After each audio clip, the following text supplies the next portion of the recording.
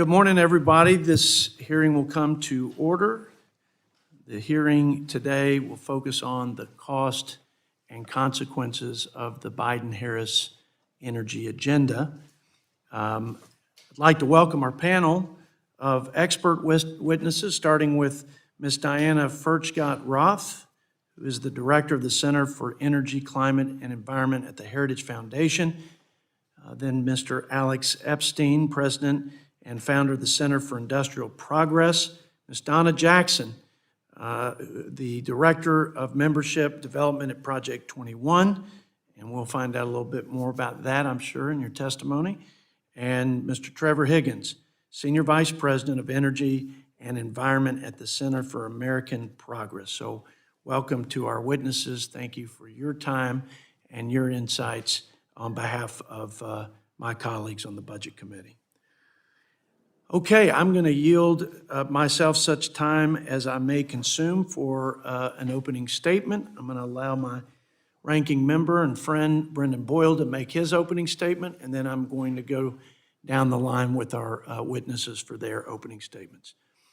Our hearing today, as I mentioned, focuses on the fiscal cost and economic consequences of the Biden-Harris administration's failed economic and mainly energy policies.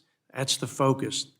Those costs have been significant and measurable, and the consequences have been manifold and dire. The whole of government regulatory attack on conventional fuels, the increased taxes on oil and gas, and massive market distorting green energy subsidies have choked the lifeblood of this economy, the greatest in the world.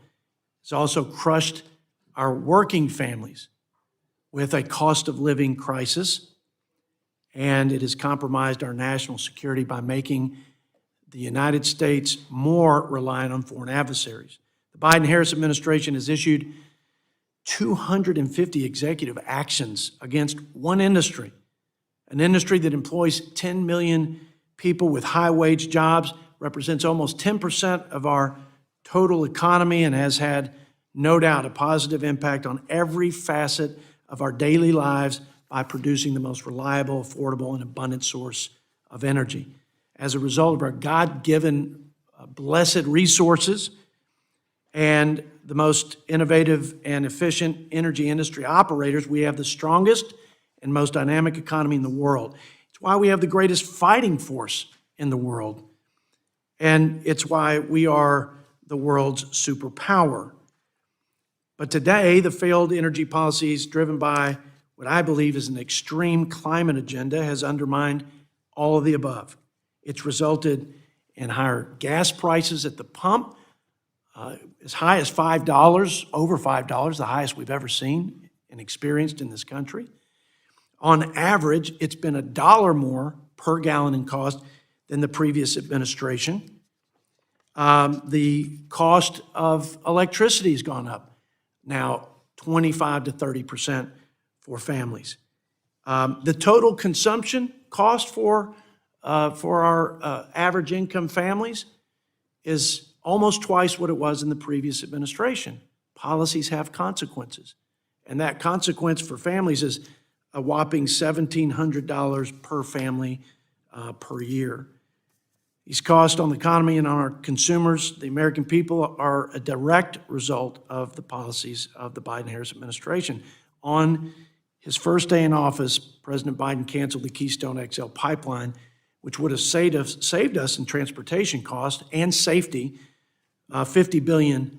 But it didn't stop there. It was all critical infrastructure in the links of the supply chain, from export terminals to permitting refineries and other pipelines. Biden-Harris's moratorium on drilling on public lands will cost $33 billion in lost GDP and roughly 60,000 jobs. There have been overreaching and overburdensome emission regulations coming out of the EPA. Think about the methane gas rule.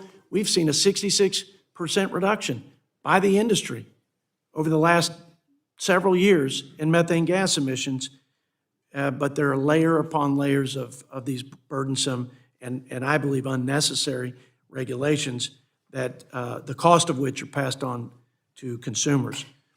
The EV mandate alone, the tailpipe emissions, $870 billion over roughly 20 years. They've depleted, this administration, our strategic petroleum reserves to smooth off the edge of the spike in prices, and we're now down with a strategic petroleum reserve of a 40-year low. On the subsidy side, $800 billion in tax subsidies for green energy corporations. And some studies say that 70% of that value will be accrued to China because of their rare earth mineral mining and component parts to the renewable energy industry. The EV tax credit is, in many ways, going to the upper middle and upper income individuals. And I want to dig into that with you, Ms. Jackson, and the impact on middle-class families and our minority communities here in the United States. Look, the fiscal health of our country is in decline. I think we all agree with that. You can't look at the balance sheet. You can't look at CBO's projections. You can't look at the debt to GDP, which is higher than it's been since World War II and more relative peace and prosperity, and not be concerned. We have to rein in spending and we have to grow this economy. We have to have policies that encourage and foster growth. And central to that are good energy policies. If we can grow 1%, we can save $3 trillion to put against the deficit.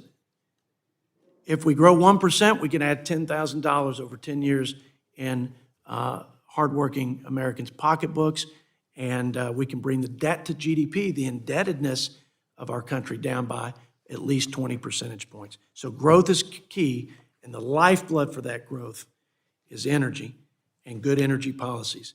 And I think we've seen the opposite of it: disastrous energy policies, disastrous results, and we have to make a change if we're going to get our country on a good fiscal path and hand it to our children in a manner that gives them the opportunities and prosperity that we've all enjoyed. With that, I yield to my ranking member as much time as he may consume for his opening remark. Well, thank you, Mr. Chairman. And first, before I give remarks in response on the topic of our hearing today, I will note that we are now 11 days away, 11 days and perhaps 14 hours from what would be a government shutdown without a continuing resolution passing the House and passing the Senate. It is unfortunate that the Speaker and his leadership team have been spinning their wheels and wasting all of our time on a Republican-only approach, which failed miserably on the House floor last night. I again urge the Speaker and his leadership team to work with Democrats, both in the House and the Senate, so that we can avoid a costly and completely unnecessary government shutdown, and we can do the work of the American people.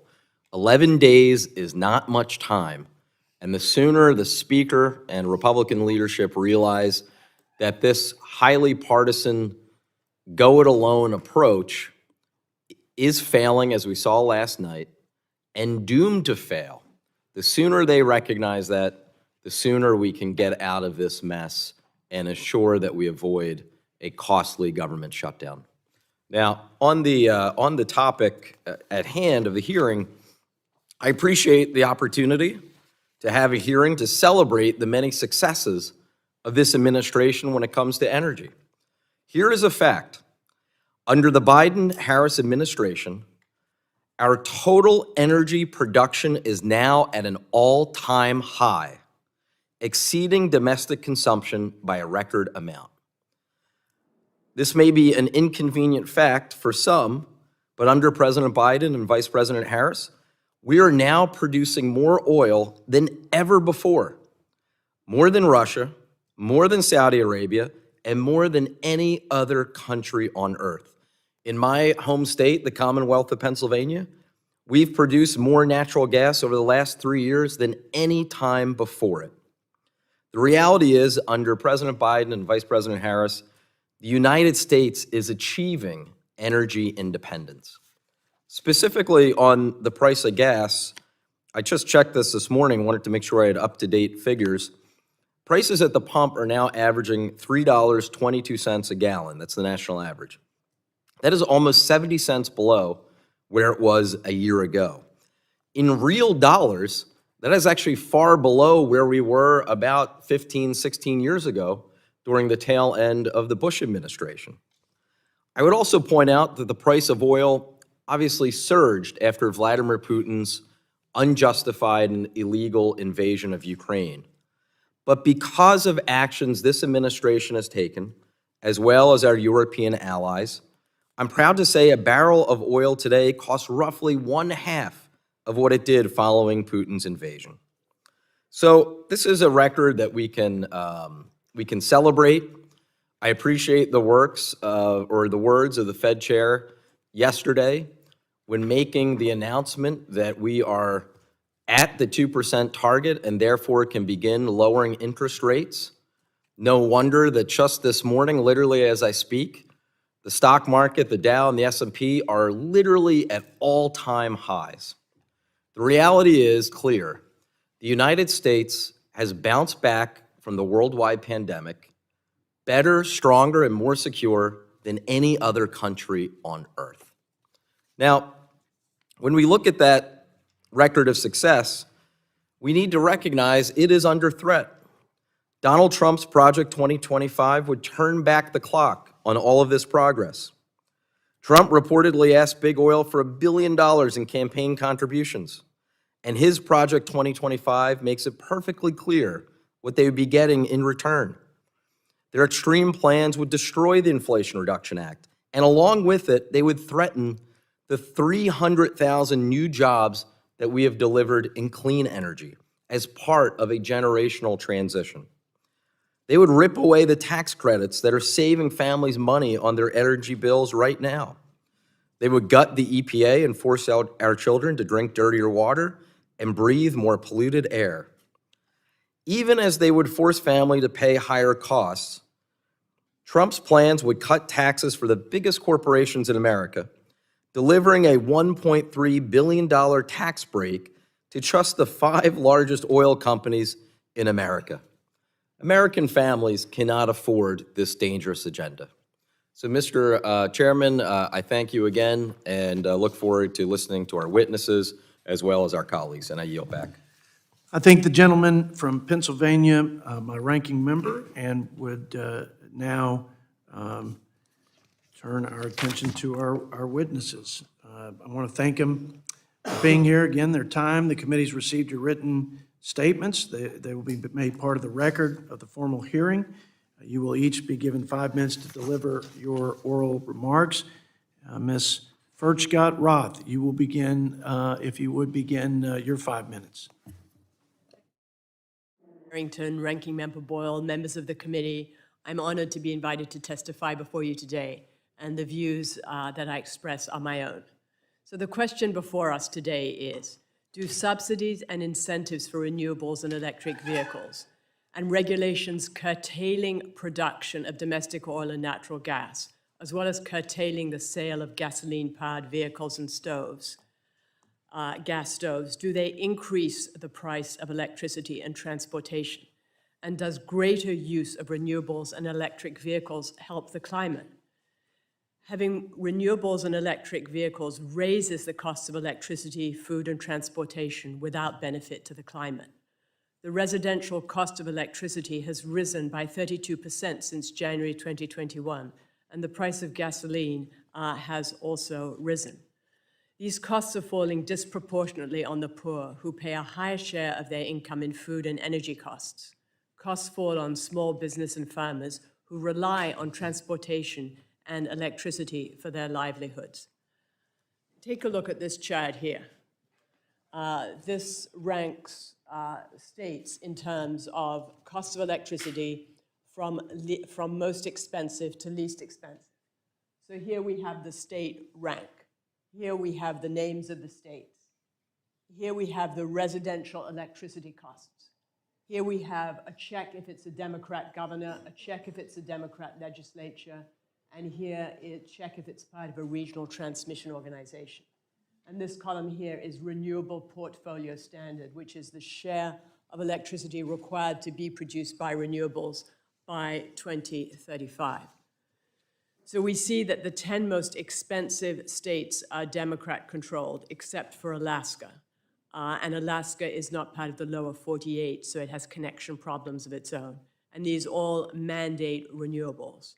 Then the 10 least expensive states down here are all, for electricity, are all Republican, with the exception of one, Washington State, and they don't mandate renewables. Washington State benefits from vast amounts of hydropower, which is very inexpensive.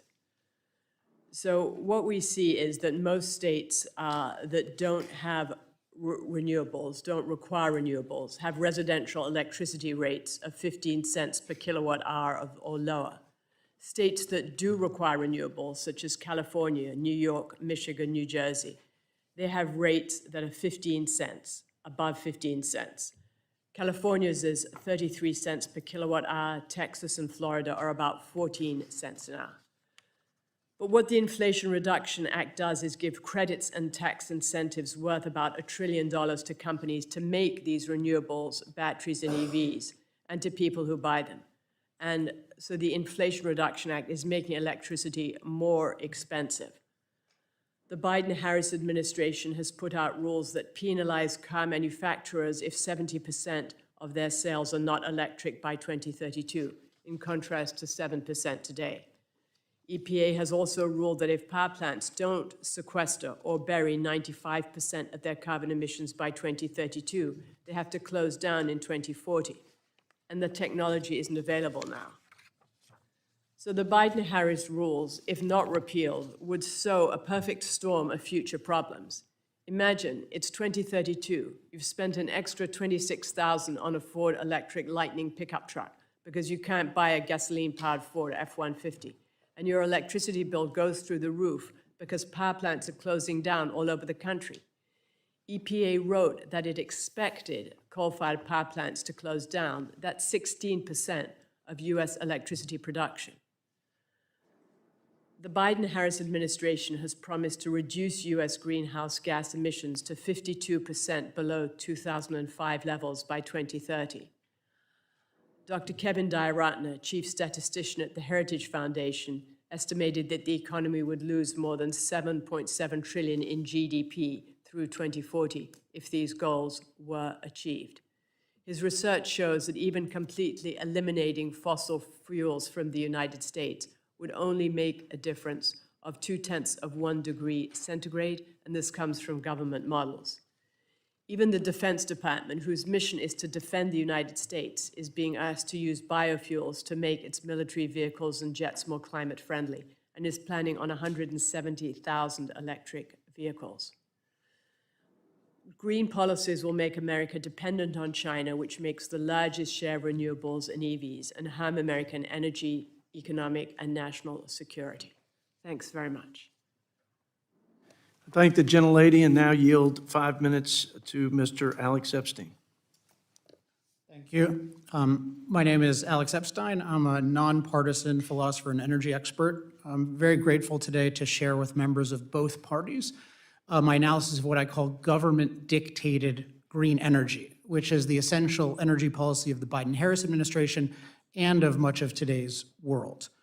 The basic idea of government-dictated green energy is that the government should force us to rapidly reduce our use of fossil fuel energy and replace it with so-called green energy, mostly solar and wind, such that we reach net zero greenhouse gas emissions by 2050 at the latest.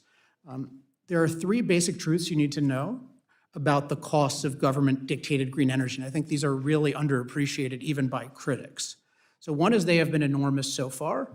2 is they would have been catastrophic had it not been for the resistance of their opponents. This is very important when you hear Biden administration has record production. That's in spite of them, not because of them. And 3, they will be apocalyptic if not stopped in the future. So let's talk about the costs so far of government-dictated green energy. All the energy-related problems we have experienced in recent years, which have been a lot, so high gasoline prices, higher heating bills, higher electricity bills, and unreliable electricity, which is a huge problem we need to talk much more about, are the result of government-dictated green energy. And it's very simple. When you shackle the most cost-effective and scalable source of energy, fossil fuels, and you subsidize unreliable solar and wind that wouldn't otherwise be competitive, energy necessarily becomes more expensive, less reliable, and less secure. So again, it's very simple. Unfortunately, the current administration and many others are engaged in a denial campaign, blaming our energy problems on everything but their own policies. And then their main targets for blame are Putin, which is a factor, but a derivative factor, and then industry greed, which is a lot. So high fossil fuel prices are not a Putin price hike. They're caused fundamentally by government-dictated green energy. So what happened is they made fossil fuel prices artificially high before Putin's war, and they made our capacity much less than it should have been. So they prevented the free world from quickly increasing production like it could have if we had actually had what I call energy freedom. And high fossil fuel prices have certainly not been determined by greed, including so-called price gouging, which is a big focus right now. Prices are determined by supply and demand. If oil and gas companies could control energy prices in their favor, why didn't they do this from 2015 to 2020 when they were losing money?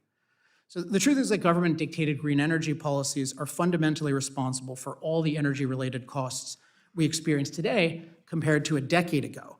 And in fact, it's worse than that. There's an opportunity cost. Because were it not for these policies, energy would have gotten considerably cheaper and more reliable, especially with lower natural gas prices, which should have lowered electricity prices. Instead, they've gone up because we've added a bunch of wasteful and unreliable stuff.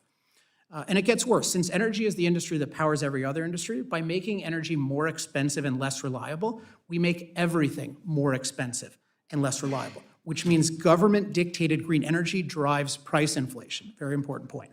But even blaming Biden-Harris's government-dictated green energy policies and those of other countries for all the energy-related costs we experience today, including inflation, is not enough, because we have to recognize that these policies would have done far more damage had they not been vigorously opposed.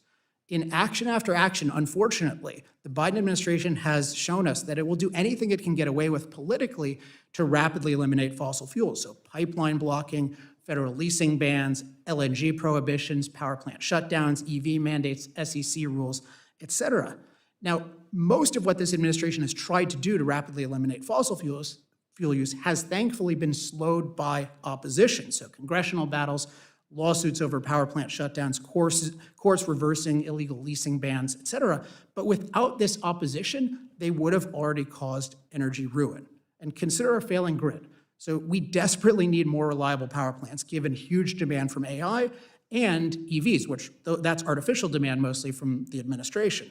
But our EPA has tried to shut down all coal, which is 1/6 of reliable capacity. Were it not for the opponents of this administration's government-dictated green energy policies, we'd already have a third world grid. So you have to think about the real cost if they had gotten their way.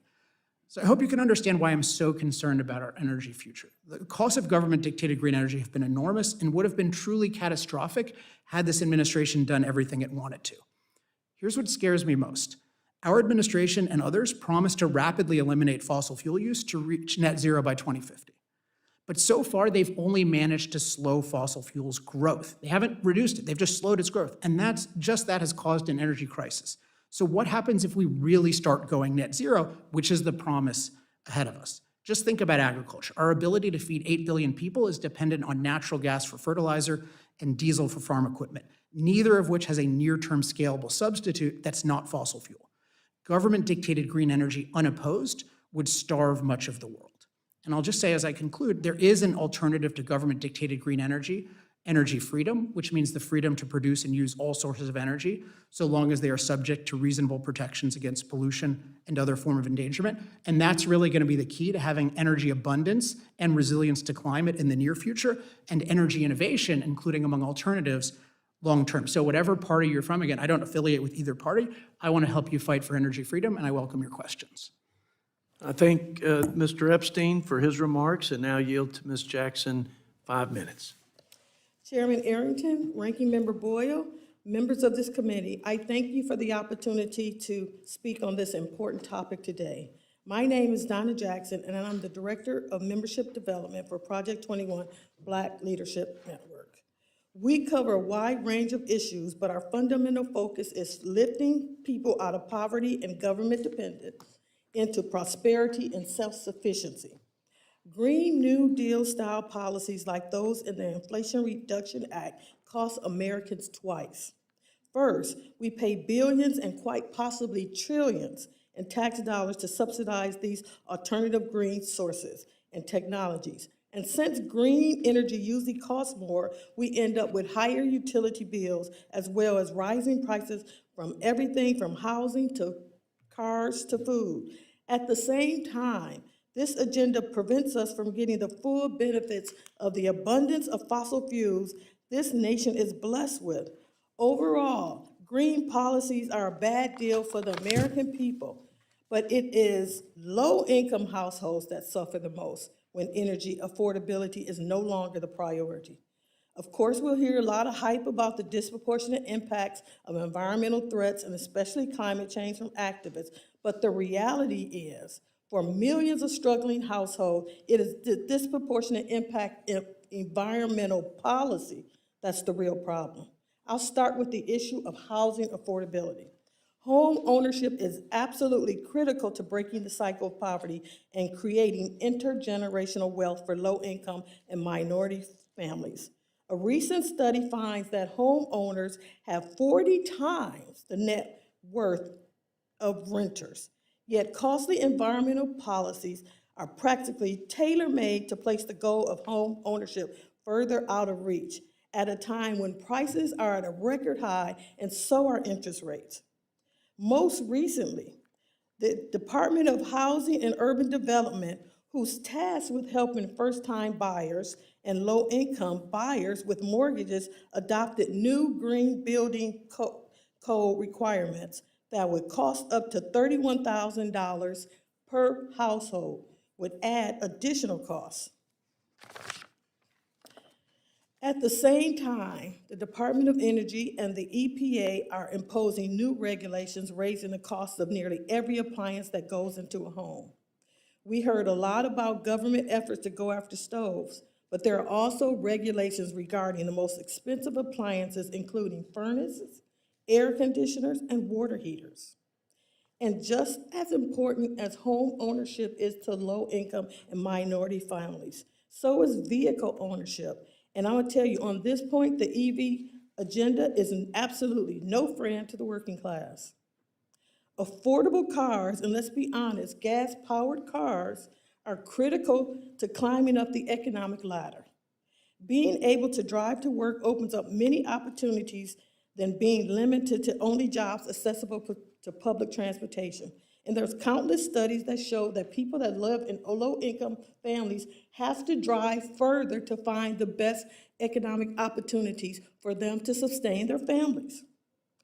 And in addition, having a car allows low-income families to participate in the gig market when in today's economy, they have to have 2 and 3 jobs to be able to sustain any kind of dignity. And even beyond jobs and economic development, cars are also indispensable for raising a family. As a single mom who raised 5 kids, 5, don't tell me that I could have done that relying on public transportation. EVs can't take the place of gas-powered cars. They have higher sticker price, limited range, the options for charging for people living in urban communities are limited, and it's even a question that if people getting government assistance can even own an asset that valuable. I would like to conclude by discussing the ongoing problem of energy poverty. There are various definitions of energy poverty and energy insecurity, but it all boils down to this: households are having to cut back on necessities in order to pay their energy bills. Studies show that 25% of households have to forego food and medicine to pay their energy bills, and that's substantially higher for low-income and minority families. It's mind-boggling in this country. The solution to energy poverty and the key to restoring the American dream for households struggling to achieve it is not subsidies and mandates for solar panels, EVs, and wind turbines. It is the abundant, reliable, and affordable supply of coal, oil, and natural gas right beneath our feet. and the nearly 2 million well-paying blue-collar gateway jobs the industry provides that mostly minorities take advantage of. And unlike green energy, which only succeeds when the government spends taxpayers' dollars tilting the playing field in its favor, the only thing the federal government needs to do to ensure real energy abundance and affordability is stay out of the way.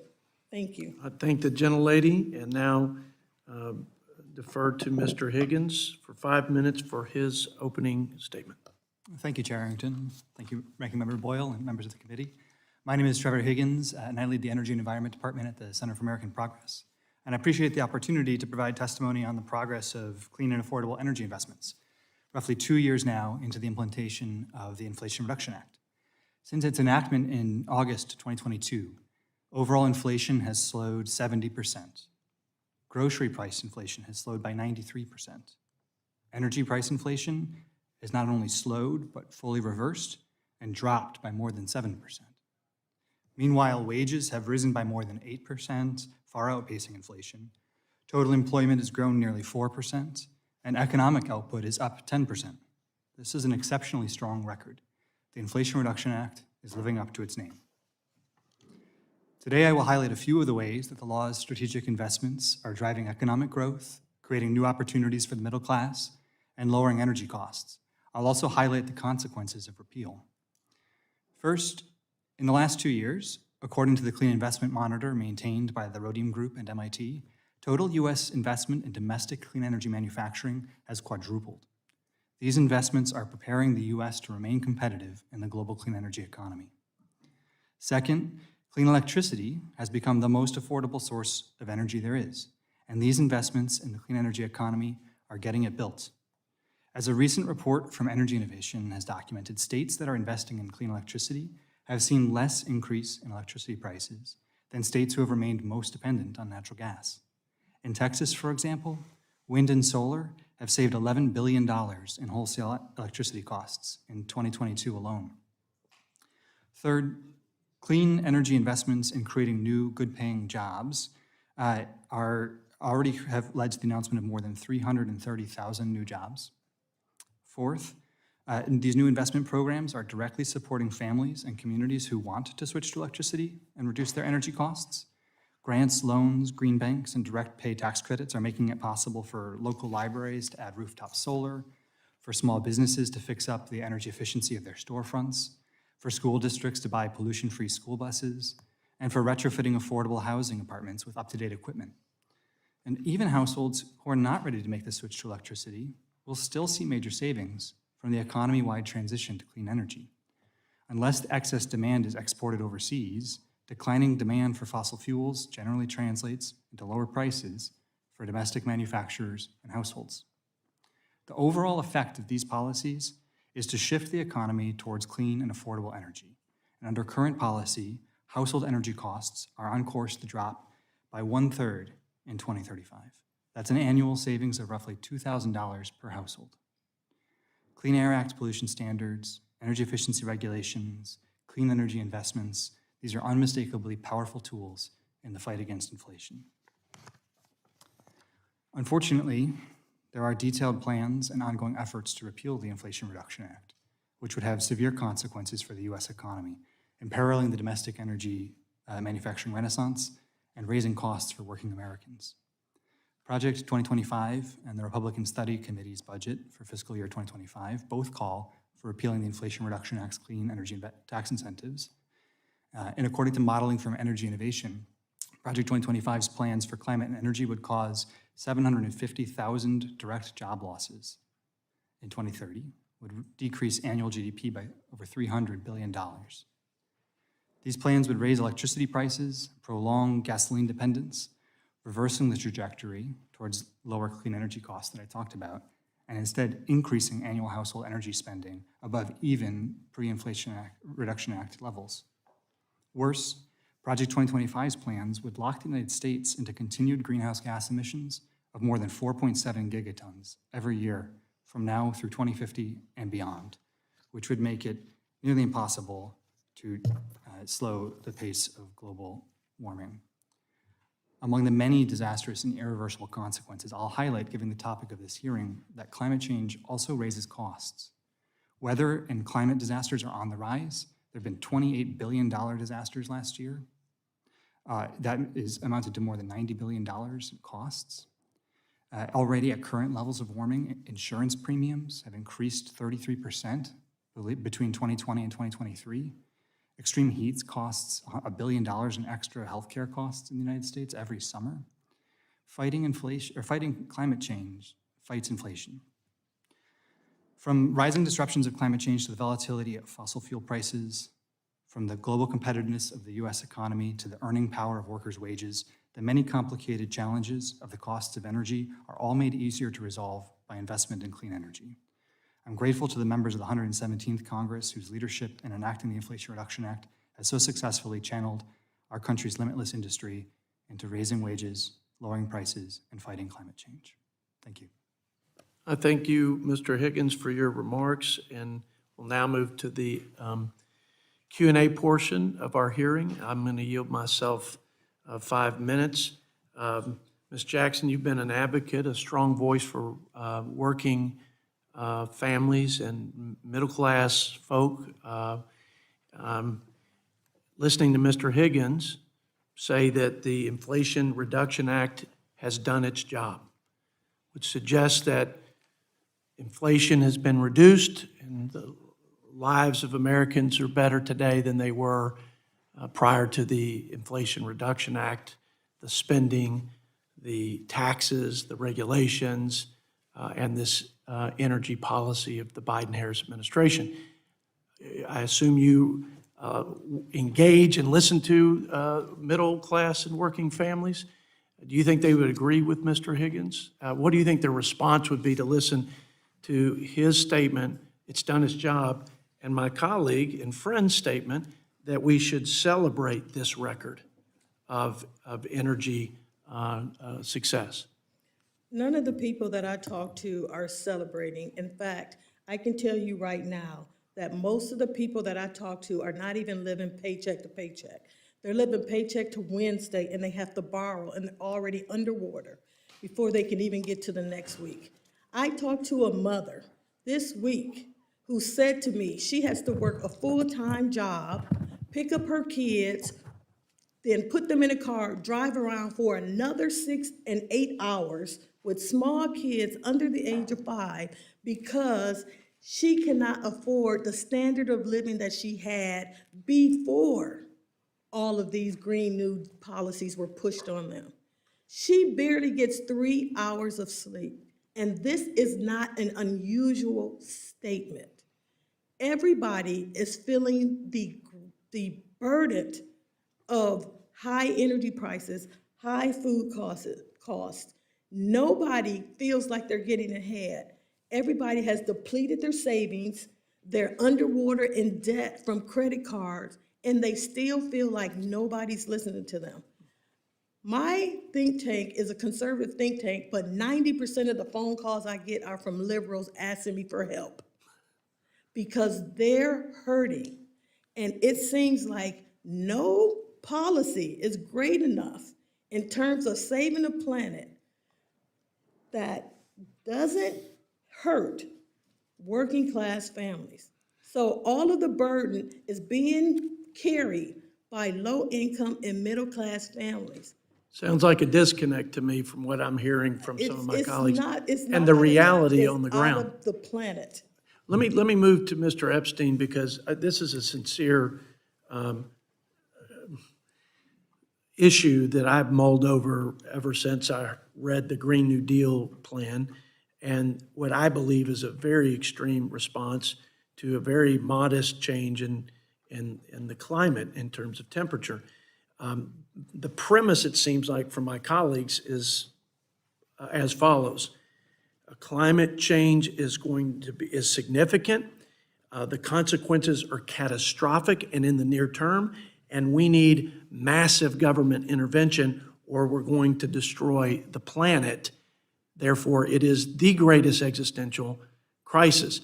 Never once in my entire career at a town hall anywhere has anybody raised the issue of the threat of climate? They've raised a lot of threats, a lot of them that Ms. Jackson mentioned, like this inflation tax that is regressive and hurting working people more than any single issue. They can't even think beyond that because they're trying to survive, which is why we have the highest consumer debt in history, the highest credit card debt in history. It's real. The facts support that. Is this the right way to, I mean, is that premise accurate? Is that the right way to frame this? Because they may argue, yes, it's painful, yes, prices are going up, but we're saving the planet, and we're saving America from this existential threat. What do you say, Mr. Edson? So I hope I get asked more about this because I only have a little bit of time. But so I think the key to thinking about this is the premise is that fossil fueled climate change has been catastrophic so far and will be apocalyptic going forward. And to evaluate predictions about the future, I always look at their track record. And it is false that fossil fueled climate change is catastrophic so far. And we can measure this very clearly because we can measure how many people die from climate-related disasters. And that number not only hasn't increased, it has decreased by a factor of 50, so a 98% decrease over the last century. And the basic mechanism is very simple. Any new climate challenges that have been caused by rising GHG emissions, and I think there are some, particularly heat-related, they've been overwhelmed by our increased resilience, or what I call climate mastery. So the challenges, whatever they have been, are trivial compared to the increase in mastery. And if you try to think about the future of climate and you don't recognize that we're getting better and better at dealing with all kinds of climate disasters and climate challenges, then you can't think about this issue intelligently. So people say climate change is real. Yes, we do have an impact on climate, but equating that with climate catastrophe is wrong. And then saying that the US, which is 1/7 of the world's emissions and has no control over global emissions, except for legitimate innovation, not government dictated nonsense, but legitimate innovation like a nuclear, to say that we're gonna save the planet, A, the planet doesn't need saving, and B, it's a farce that you're gonna do it by forcing people to use a bunch of junk and then restricting our ability. So I consider the whole IRA just ridiculously dishonest. I think that if they were honest, they would say, hey, everyone needs to be poor to avoid climate catastrophe. And if they said that, I would take it seriously. I'm going to cut you off there, but I appreciate the answer. I'm going to now give my ranking member 5 minutes for Q&A. All right, thank you. As I mentioned before, yesterday the Federal Reserve cut interest rates by 0.5%, 50 basis points due to falling inflation, which has been supported by decreases in energy prices. Mr. Higgins, how much have energy prices decreased since enactment of the Inflation Reduction Act 2 years ago? So gas prices have fallen from a peak of $5 to $3.30 or less. Natural gas prices for commercial and industrial users have fallen. Crude oil prices are now half of their level before. And overall energy costs, inflation has stopped and now has gone into deflation territory. It's 7.7% lower under the measure of the Consumer Price Index. Thank you. One of the things you mentioned in your opening testimony, I'm glad that you pointed it out, is that climate change also has a cost. While we're looking at perhaps potential costs of certain government policies in any realm, climate change itself already has a cost. Talk to any homeowner in a coastal area attempting to get home insurance right now, especially in the state of Florida. It is at crisis level. So the goals of the Inflation Reduction Act included, of course, addressing climate change and supporting a transition long-term to clean energy, which will lower costs for American families. Can you talk about further how climate change contributes to increased costs for consumers as well as inflation? As I mentioned, there were $28 billion disasters last year. That totaled $90 billion. Yes, sir. 28 disasters that were $1 billion or more? Exactly. A total of $90 billion in damages to property. And that's helping to drive the insurance cost premium crisis that you're talking about. So in California, for example, insurance prices rose 800% between 2015 and 2021, largely driven by wildfire costs, which add between $400 and $900 billion in annual costs to the U.S. economy. That's not just in California, right? We experienced the smoke last summer here in D.C., for example. And the extreme weather in 2023, as Russia was attacking Ukrainian grain supplies and exports, It was one of the main disruptors of global food prices because there were droughts and dry conditions at the same time in India, Indonesia, and Europe. These effects of climate change that we are already feeling are very costly, and fighting climate change and slowing the pace of it is going to save us in the long run. Every 1 degree of global temperature rise could cut global GDP by 12% over this century. Now, since the passage of the Inflation Reduction Act, can you talk about the ways in which American consumers have benefited from the tax credits and other incentives in the bill?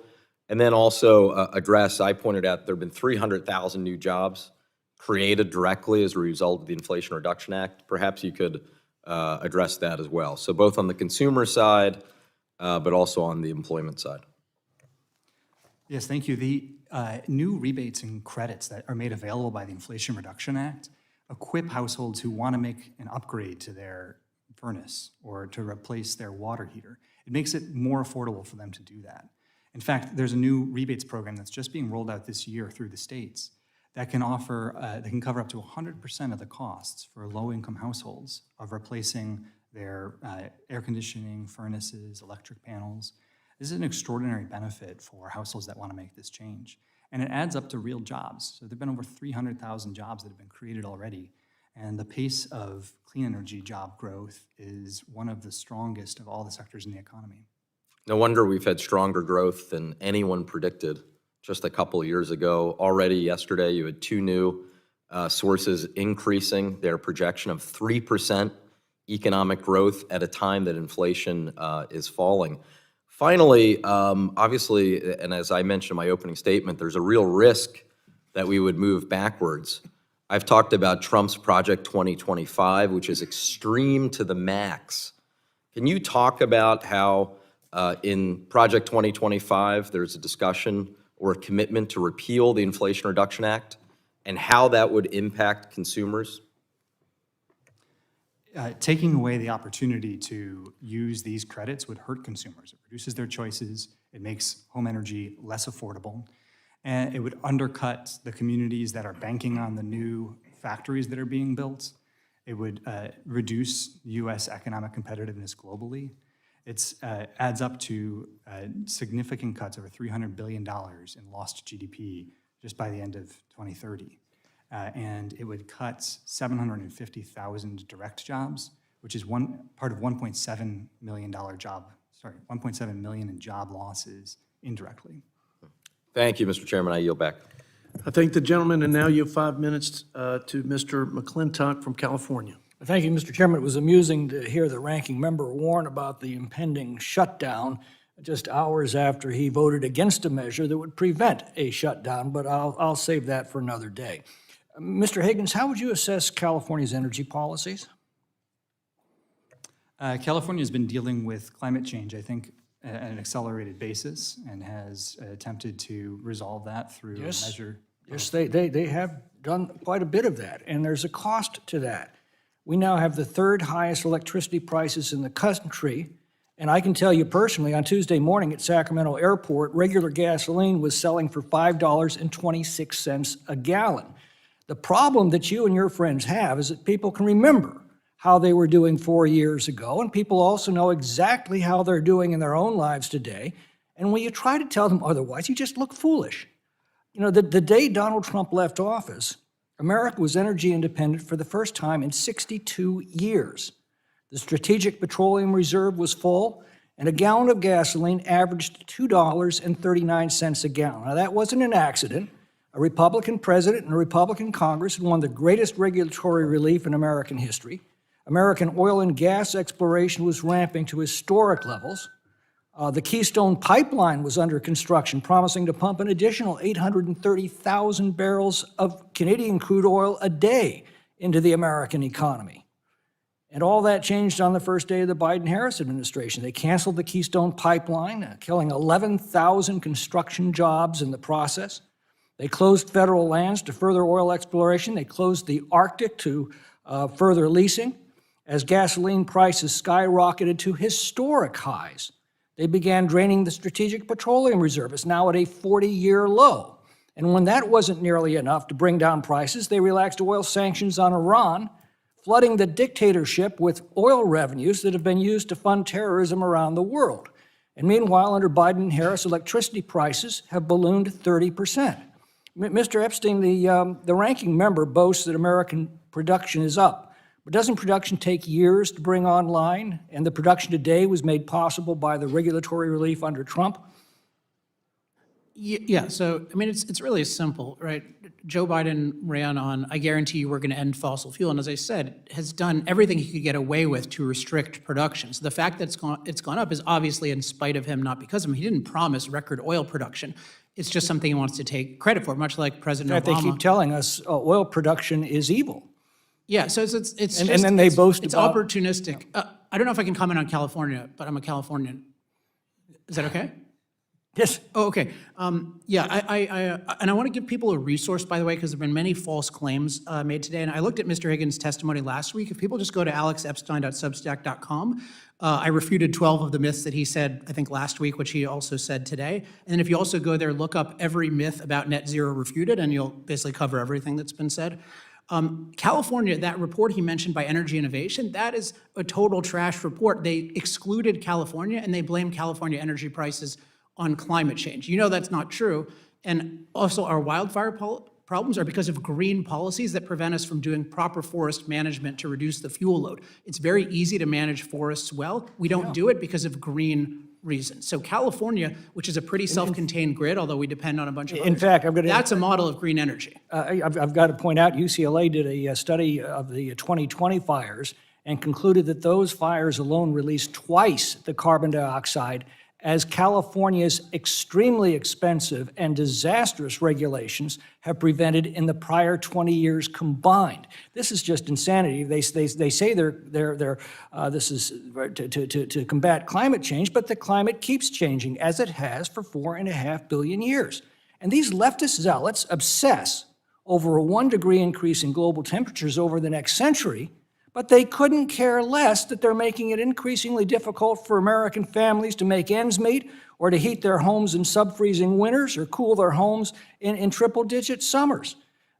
Meanwhile, they poured billions of taxpayer funds into these failed green energy schemes that have produced the worst inflation that Americans have experienced in 40 years. And the market for electric vehicles has utterly collapsed as consumers have discovered the high costs and low performance and dangerous unreliability of this technology. Ms. Jackson, in the few seconds I've got remaining, could you kind of give us just an overview of what that's doing to an average family in our country? You know, you mentioned California, but I want to say this. One of the things that the California's environmental policies have done is create artificial scarcity in home ownership so that you have the most segregated communities in the country. And we have the lowest home ownership for minorities in the state of California since Jim Crow. Well, I just say all of us in California, at least if things get bad enough, have 49 other states to move to. If we allow these people to destroy our country, where are we going to go? I yield back. I think the gentleman from California now yield 5 minutes to Mr. Kildee from Michigan. Thank you, Chairman Arrington and Ranking Member Boyle, and thank you to the witnesses for being here today and sharing your perspective. I really do appreciate it. Mr. Higgins, as a fellow alum of the University of Michigan, I'm not going to ask you anything about football, not this year anyway, but I will have a question or two for you. As I listen to some of my colleagues, it's somewhat interesting to hear them talk about an energy crisis in a country where they have been trying for months to derail the efforts, because they happen to have been led by Democrats and the Biden-Harris administration, to bring down energy costs for consumers and to create new manufacturing jobs that pay a good wage and actually do allow people to take care of their families in a way that they ought to be able to. For instance, just last week, House Republicans put a bill on the floor to completely undermine the electric vehicle tax credit from the Inflation Reduction Act. This bill would have hurt American manufacturing, a source of many of those good-paying jobs. It would have raised taxes on American families who are attempting to purchase one of those vehicles, and it would have jeopardized new investments in hundreds of thousands of jobs in my home state of Michigan. And I think we do need to set the record straight. The effort to undermine the EV tax credit is interesting because in 2017, when Republican led Congress scoured the tax code for every change that they could possibly imagine. They left intact the electric vehicle tax credit, but unlike our proposal, unlike the Inflation Reduction Act, allowed for a person making $1 million a year to purchase a $300,000 electric vehicle and claim the credit for it. Under our policy, we put caps, income caps and MSRP caps, auto price caps, so that the eligibility for the credit was going to who we intended it to go to. For the first time, though, we are seeing an increase, first time in a long time, coming from a manufacturing state, an increase in manufacturing. We lost manufacturing jobs under the previous administration. We've significantly gained manufacturing jobs under this administration. We've seen over $175 billion in private investment in auto manufacturing, in battery production, critical minerals. These investments are putting people to work in good-paying jobs, and I can point to those jobs. I see them in my home district, in mid-Michigan, companies like SK Siltron in Bay County. Americans have saved $1 billion on new vehicle purchases from this tax cut this year, an average American saving $1,750 a year. We've seen manufacturing pull back their supply chains from China, reinvesting here in the United States in Americans and American auto workers. So when we talk about energy crisis and then try to undermine some of the efforts that we're engaging to try to bring down the costs of this transition to cleaner energy. And of course, we can stand here, sit here, listen, and continue to hear the denial that there's anything called climate change. I mean, if that's the starting point for the conversation, it kind of nullifies anything that anybody's trying to do to address it. So I wondered, Mr. Higgins, if you could, just in the brief time we have, just describe what the repeal of the EV credit would do on job creation, on the cost for families purchasing a vehicle, and most importantly, on our economic competitiveness when it comes to auto supply chains. I mean, China will dominate the EV space if, in fact, we don't have an industrial policy that allows us to be prepared for that transition. Mr. Higgins. So China has been trying to dominate the electric vehicle supply chain and export markets. And their exports are surging around the world, but not here in the United States. Here we've invested more than $75 billion in manufacturing since the Inflation Reduction Act, and largely for EVs, which is creating new job opportunities, as you have described. And this is really critical. It's helping to reshape the global supply chains. It's paired with incentives not only for the purchase of a new vehicle, but also a used vehicle, and incentives for manufacturing at each stage of the supply chain. So the assembly of the car, before that the battery, before that the battery cells, before that the critical minerals processing. And at each stage in the process, it gives the United States leverage over the global supply chains. It's helping to keep us competitive with China and prevents the terrible effects that would have on our domestic industry. Thank you, Mr. Higgins. And again, I thank all the witnesses. Thank you, Mr. Chairman, for holding this hearing. I yield back. Thank you, Mr. Kildee. We now yield 5 minutes to our colleague, General Jack Bergman from Michigan. Thank you, Mr. Chairman, and thank you to all the witnesses. Let's get right to the point. Energy is the lifeblood of any economy, and an abundant, reliable supply is essential for sustained economic growth and prosperity. We as a country are blessed to have an abundant level of resources and clean methods of extracting those resources as we move forward.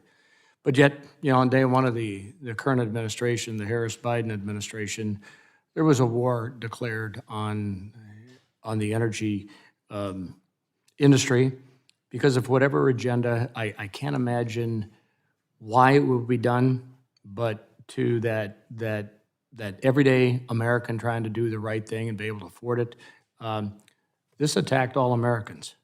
I expect much of today's discussion will be centered on the administration's unprecedented assault on domestic energy producers and exporters, rightfully so.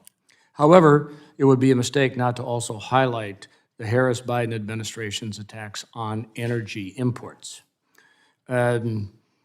While I'm sure the witnesses before us today are all very familiar with the administration's cancellation of the Keystone XL pipeline, I'd like to instead draw attention to a different pipeline currently under attack, one that runs through Michigan's first district, Enbridge Line 5. Mr. Chairman, I ask unanimous consent to submit an article from the Consumer Energy Alliance titled "The Regional Economic and Fiscal Impact of an Enbridge Line 5 Shutdown" into the record. Without objection, so ordered. Thank you.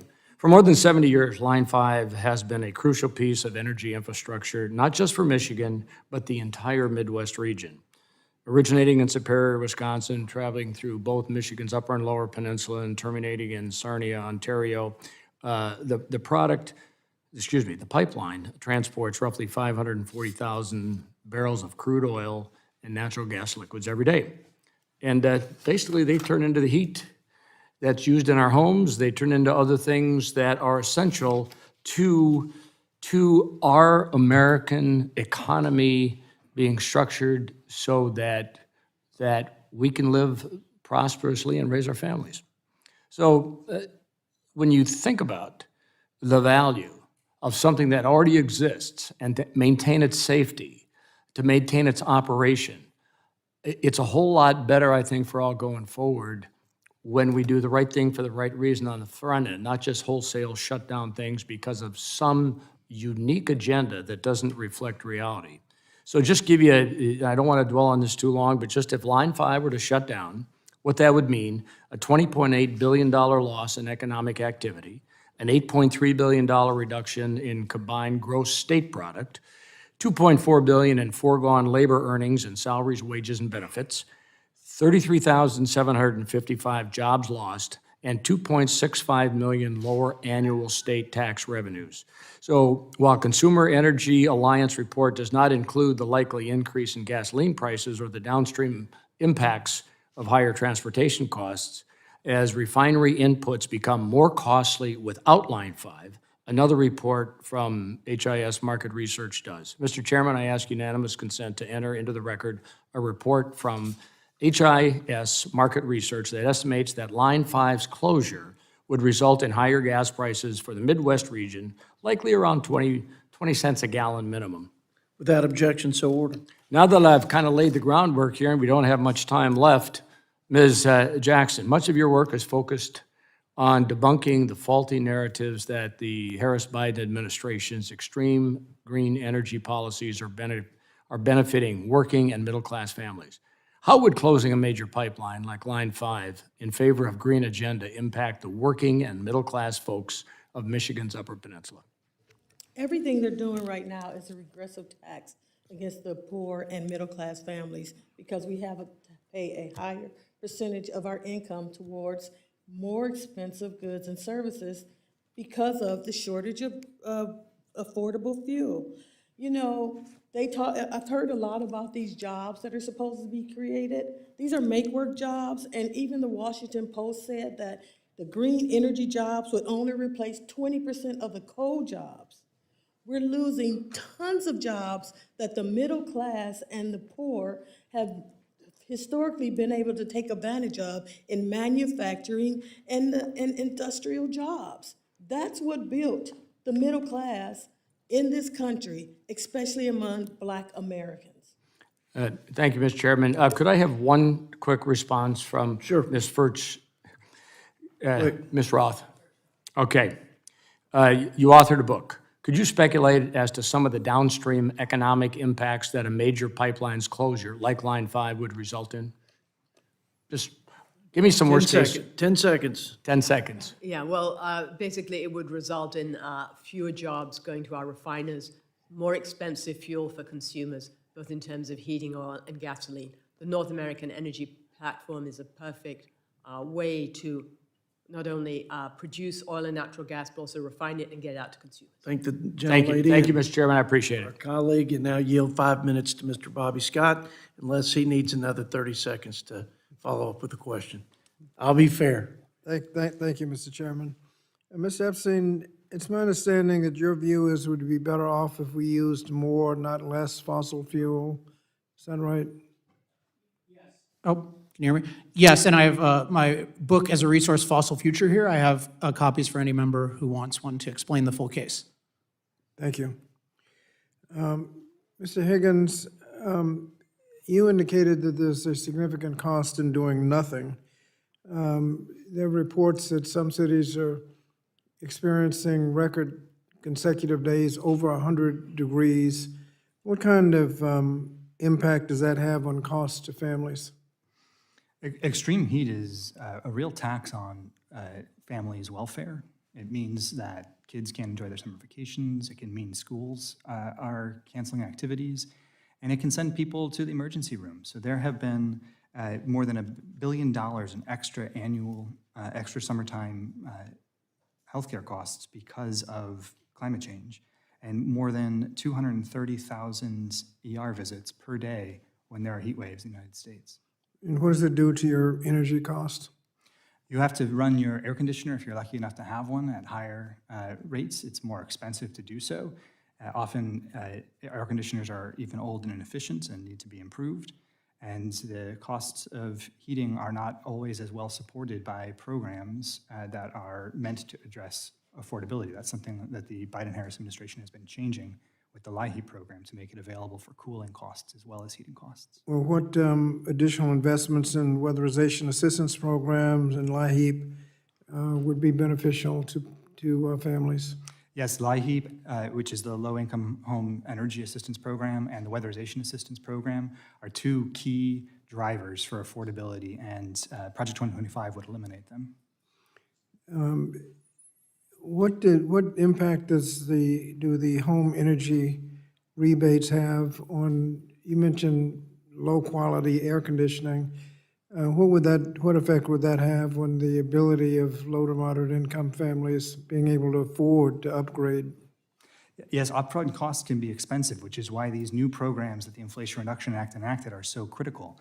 So the home energy efficiency electrification and appliance rebates that you mentioned can cover up to 100% of the costs for low-income families to replace their energy systems, and for moderate-income families, up to half of the cost. And what does that do to their monthly expense? So if you switch from an inefficient heating system to a heat pump, you can save between $60 and $800 in annual energy costs, depending on which source of energy you were using before the switch. Thank you. Now, some of us believe that climate change is a problem, others apparently don't. How does the IRA encourage private companies to get into the supply chain? One of the tax credits that's available, called 45X, encourages domestic manufacturing at every stage of the clean energy economy. So from batteries to wind turbine manufacturing to solar panel manufacturing, it provides a guaranteed dollar per unit of production, which companies then can realize will justify their upfront investments. In addition, the Inflation Reduction Act offers loans and grants and tax credits to defray the upfront construction costs also. And this is part of why we have seen clean energy manufacturing investment quadruple since the enactment of the law. Have any companies taken advantage of this? Yes, there have been many hundreds of projects, including more than 290 projects in low-income communities, more than 117 projects in rural areas, more than 350 projects in districts represented by Republicans. So this is $493 billion in actual investment so far. Including some in my district. Thank you, Mr. Chair. You're back. I thank the gentleman, and now yield 5 minutes to Mr. Ron Estes from Kansas. Thank you, Mr. Chairman, and thank you for all our witnesses for joining us today at this important hearing. You know, for more than 3.5 years, the Biden-Harris administration's waged war on American energy production. Coupled with inflation, their actions have produced the energy crisis crushing Americans today. Not just the invasion of Ukraine or any other excuse that the administration tries to hide behind. In the first year of the Biden-Harris administration, they ended the Keystone XL pipeline, proposed tax increases on oil and gas companies, and pushed policies that benefited green, quote-unquote, energy and Chinese companies and their benefits over reliable American energy. By the time Vladimir Putin invaded Ukraine in February of 2022, Biden's policies had already pushed the national weekly average from $2.40 up to $3.53. In fact, as the ranking member noted earlier, we're still up at over $3.20, again, higher than the $2.40 that national gas price that President Biden inherited. Rather than reverse their anti-American energy policies, the Biden-Harris administration traded in our safety net of the Strategic Petroleum Reserve and drained 180 million barrels to bring the SPR to its lowest level ever. After dragging their feet for more than 2 years, the Biden-Harris administration took action earlier this year to refill the SPR, but rather than actually refilling it, they've tried to claim that purchasing 40 million barrels and canceling the sale of another 140 million is the same as fully replenishing the SPR. Ms. Furchtgott-Roth, would you consider canceling the sale of the 140 million barrels the same as replenishing the SPR? No, definitely not. Yeah, we're kind of at the lowest level. We're down to 40% of the capabilities that we were at, and down to the level we were in the early 80s in terms of and the whole reason for having a Strategic Petroleum Reserve was for a cutoff in supply and not to manipulate prices. Exactly. I mean, beyond concerns about the Strategic Petroleum Reserve, I have grave concerns that the Biden-Harris administration war on fossil fuels is making it more difficult for our country to meet its energy needs, just as demand for energy is growing. As noted earlier, U.S. energy consumption has been increasing. In fact, it's increased by 123% since 1960. But the domestic energy production has kept pace, increasing by 140% in the same time. And since 2005 alone, U.S. energy production increased by 48%. This is significant since during the same period, net emissions decreased by 16.6%. And as noted earlier, we're producing more oil now than previously, but a lot of that's due to the investments that were being made before President Biden took office and began his policy of trying to stop the growth of energy production. Contrary to what many believe about and propagate, oil and gas production doesn't necessarily result in increased emissions or harms to the environment. Results like this are possible in the U.S., but not guaranteed elsewhere. China's carbon dioxide emissions, for example, increased by 93.9% since 2005. So if the administration really wants to cut emissions, they should encourage the production of clean domestic energy using an all-of-the-above approach rather than picking winners and losers. In Kansas, we have a thriving oil, gas, wind, solar, and nuclear energy producers to power our state as we work towards an all-of-the-above strategy. Mr. Epstein, how is energy freedom, which encompasses an all-of-the-above approach, more beneficial to the U.S. consumer?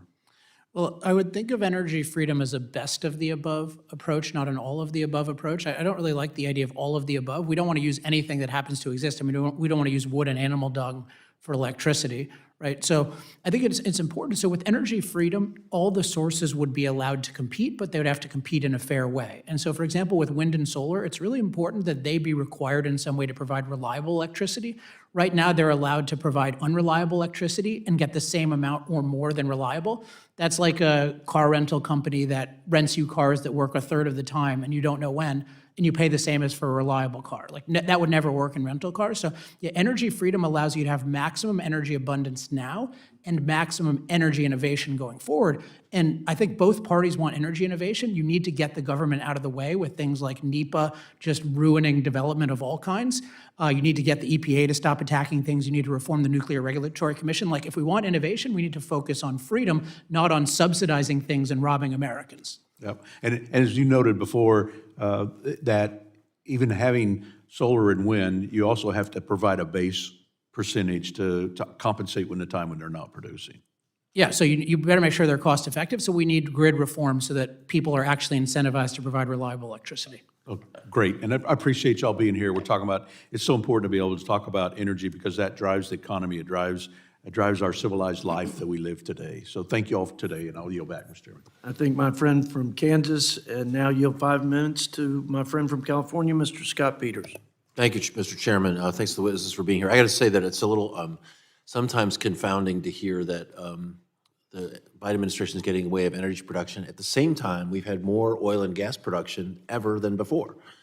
So I would just actually say I agree with Mr. Epstein on a couple things he just said. And in fact, we're going to face higher prices, large because of the demand pull from the first increase in demand for energy we've seen in decades. We have been growing, but we've been efficient, so we haven't needed big production increases. Now we're going to see a greater demand for energy because of manufacturing returning to the United States, somewhat because of the IRA, because of electrification, and because of the demand from AI for huge amounts of electricity. In fact, I heard the one Microsoft facility for AI might require itself 5 gigawatts, which is bigger than the whole complex of nuclear power we just built in Georgia. So this is a challenge for all of us, but let's just recognize that we've never produced more oil and gas than we are today, despite the rhetoric, either from the Biden administration or about the Biden administration. Also, I couldn't agree more. We've done work on increasing the production of nuclear power. That's been bipartisan. I'm working really hard to get NEPA out of the way. I agree with you. I think it's been a huge delaying effect with not the kind of environmental quality results we need, and we need to reform the grid. I would just say, too, the problem I've had with the grid here is I can't get Republicans interested in talking about transmission, interregional transmission. We couldn't even have a hearing in the Energy and Commerce Committee. I'd love to do that in a bipartisan way. We've seen the Republicans in the way of transmission reform, but we all need to be in this together. The other thing I'd just point out is that we are going to see the cost of climate change also affect consumers. And recent studies found that the global cost of climate change stemming from extreme weather, natural disasters, the effects of a warming planet, could reach $3.1 trillion a year by 2050. So that includes costs of damage to infrastructure, property, and public health. And these costs will only increase over time as the destruction from climate change becomes more severe. We've got to respond to that. I think the Inflation Reduction Act and the Infrastructure Investment and Jobs Act do try to do some of that and try to increase new technologies through subsidies in clean energy. And I think that's appropriate as these technologies are getting off the ground, because we do want not all of the above, as you said, but we want many of the above, and some of them won't get started on their own. I would also point out wildfires have already burned over 6 million acres this year, and as wildfire season continues, it's clear that the time for action is now. That's continuing to raise the cost of living, the cost of health care, lower the quality of life for my constituents. Earlier this year, insurance rates for California homeowners increased by an average of 34%. Utility wildlife prevention and mitigation costs are nearing $5 billion a year. So I would point out that solutions exist. Our bipartisan Fix Our Forests Act will restore forest health, increase resilience to catastrophic wildfires, and protect communities by enabling landscape-scale work to increase the pace and effectiveness of forest management and restoration projects. Mr. Higgins, do you agree that the benefits of taking decisive actions to address climate change now, whether that's investing in American energy and manufacturing or through the passage of critical wildlife legislation, will outweigh the initial costs? Yes, I strongly agree. Overall, the Inflation Reduction Act will cut deficits, and the actions to take to fight climate change also cut energy costs. What do you think the economic and climate impacts of reversing these investments would be? That's something that the former president, Mr. Trump, has promised to do. So Energy Innovation studied the Project 2025 proposals and found that it would cut gross domestic product over $300 billion in 2030. It would cost 750,000 direct jobs. It would increase household energy costs above their 2021 levels. It would keep emissions over 4.7 gigatons indefinitely. That's not even counting the proposals to raise taxes on middle-income families or tariffs. I would just say too, one thing that households feel is energy costs. Another thing they feel is insurance costs. I'm going to run out of time, but it seems to me that what we can do to keep all costs down is important. And do you believe that the investments made through the IRA and IIJ will have a positive effect, considering that, for lower premiums in U.S. households? Mr. Higgins. Yes, and I think more needs to be done directly to address insurance premiums. But if we can stop the climate from changing as fast, it's going to make it easier for us to keep up and prevent those costs from spiraling into households everywhere. That's a conversation I want to continue to have, but energy abundance is important for all of us, and I look forward to discussing that more, and I yield back. I thank my friend from California. Now yield to our colleague from Wisconsin, Glenn Grothman.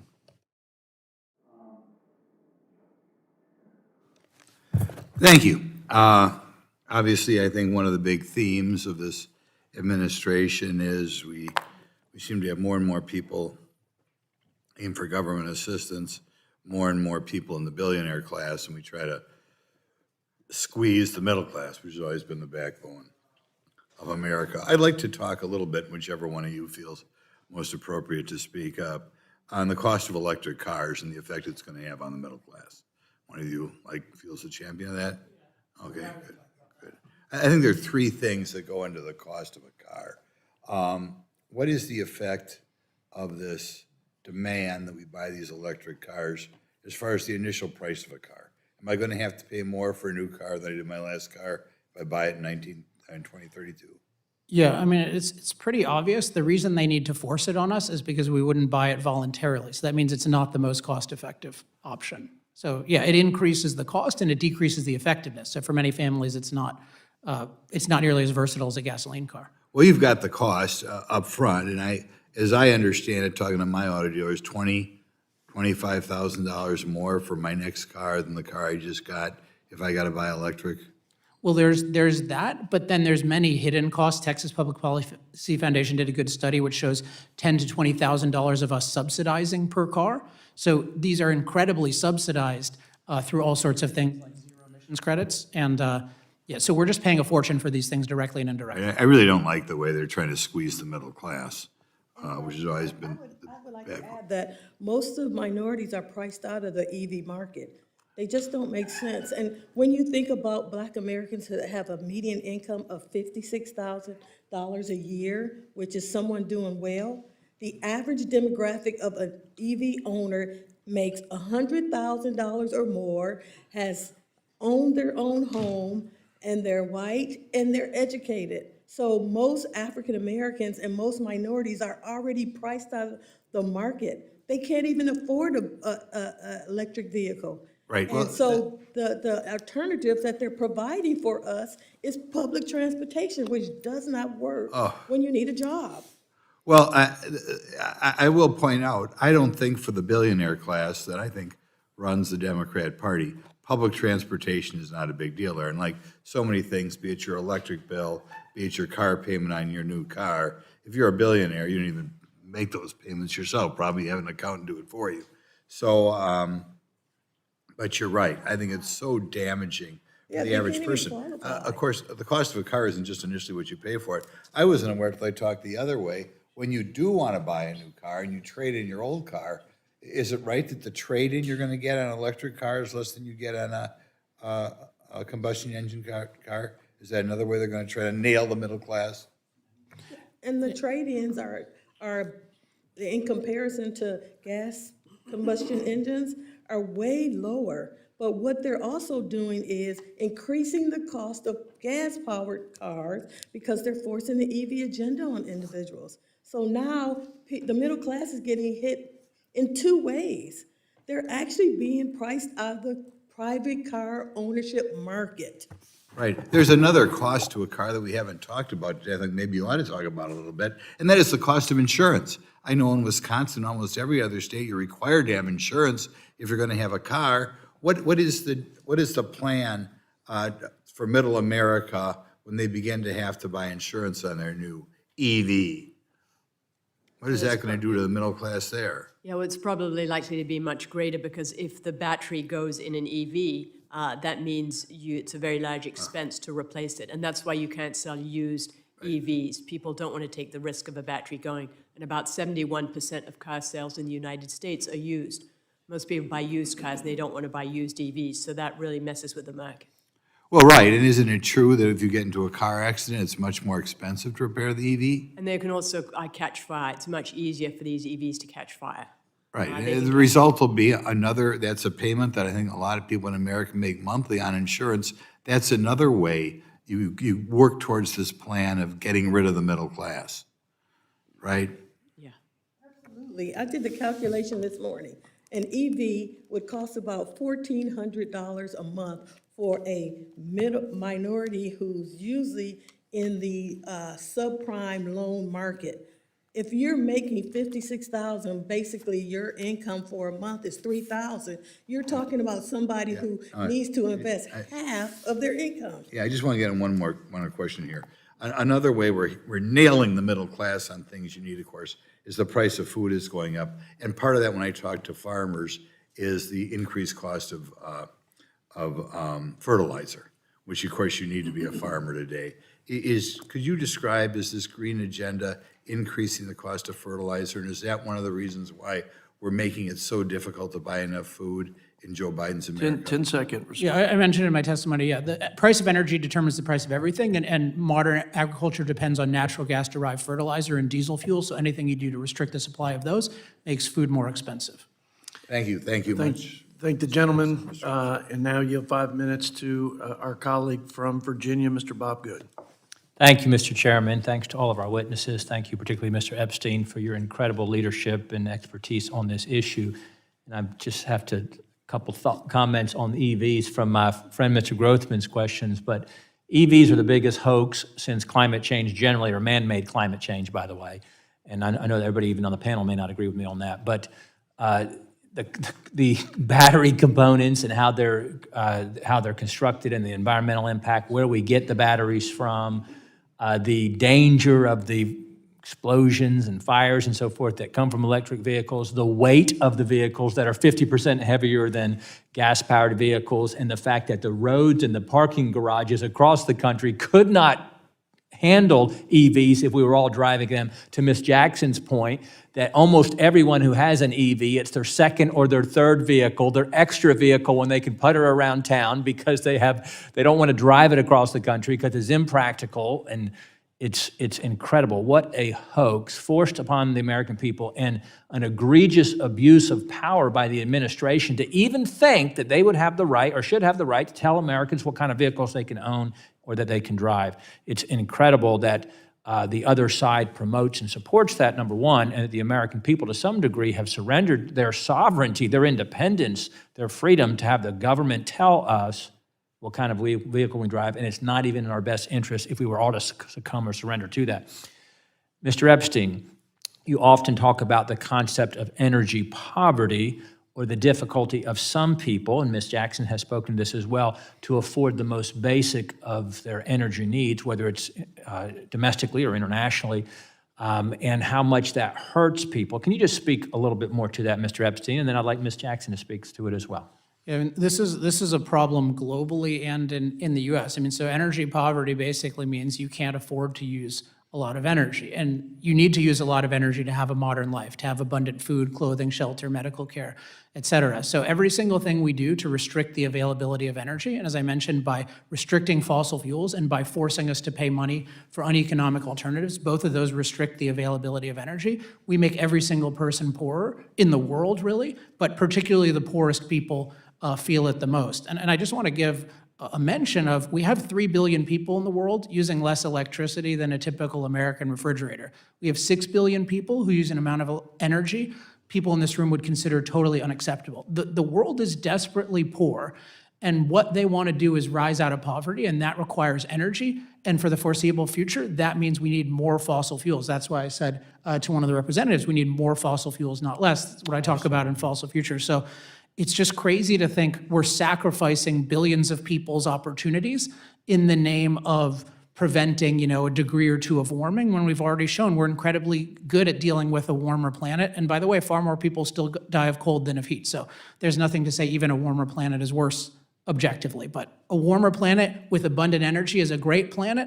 A colder planet or the same planet with no energy is a terrible planet.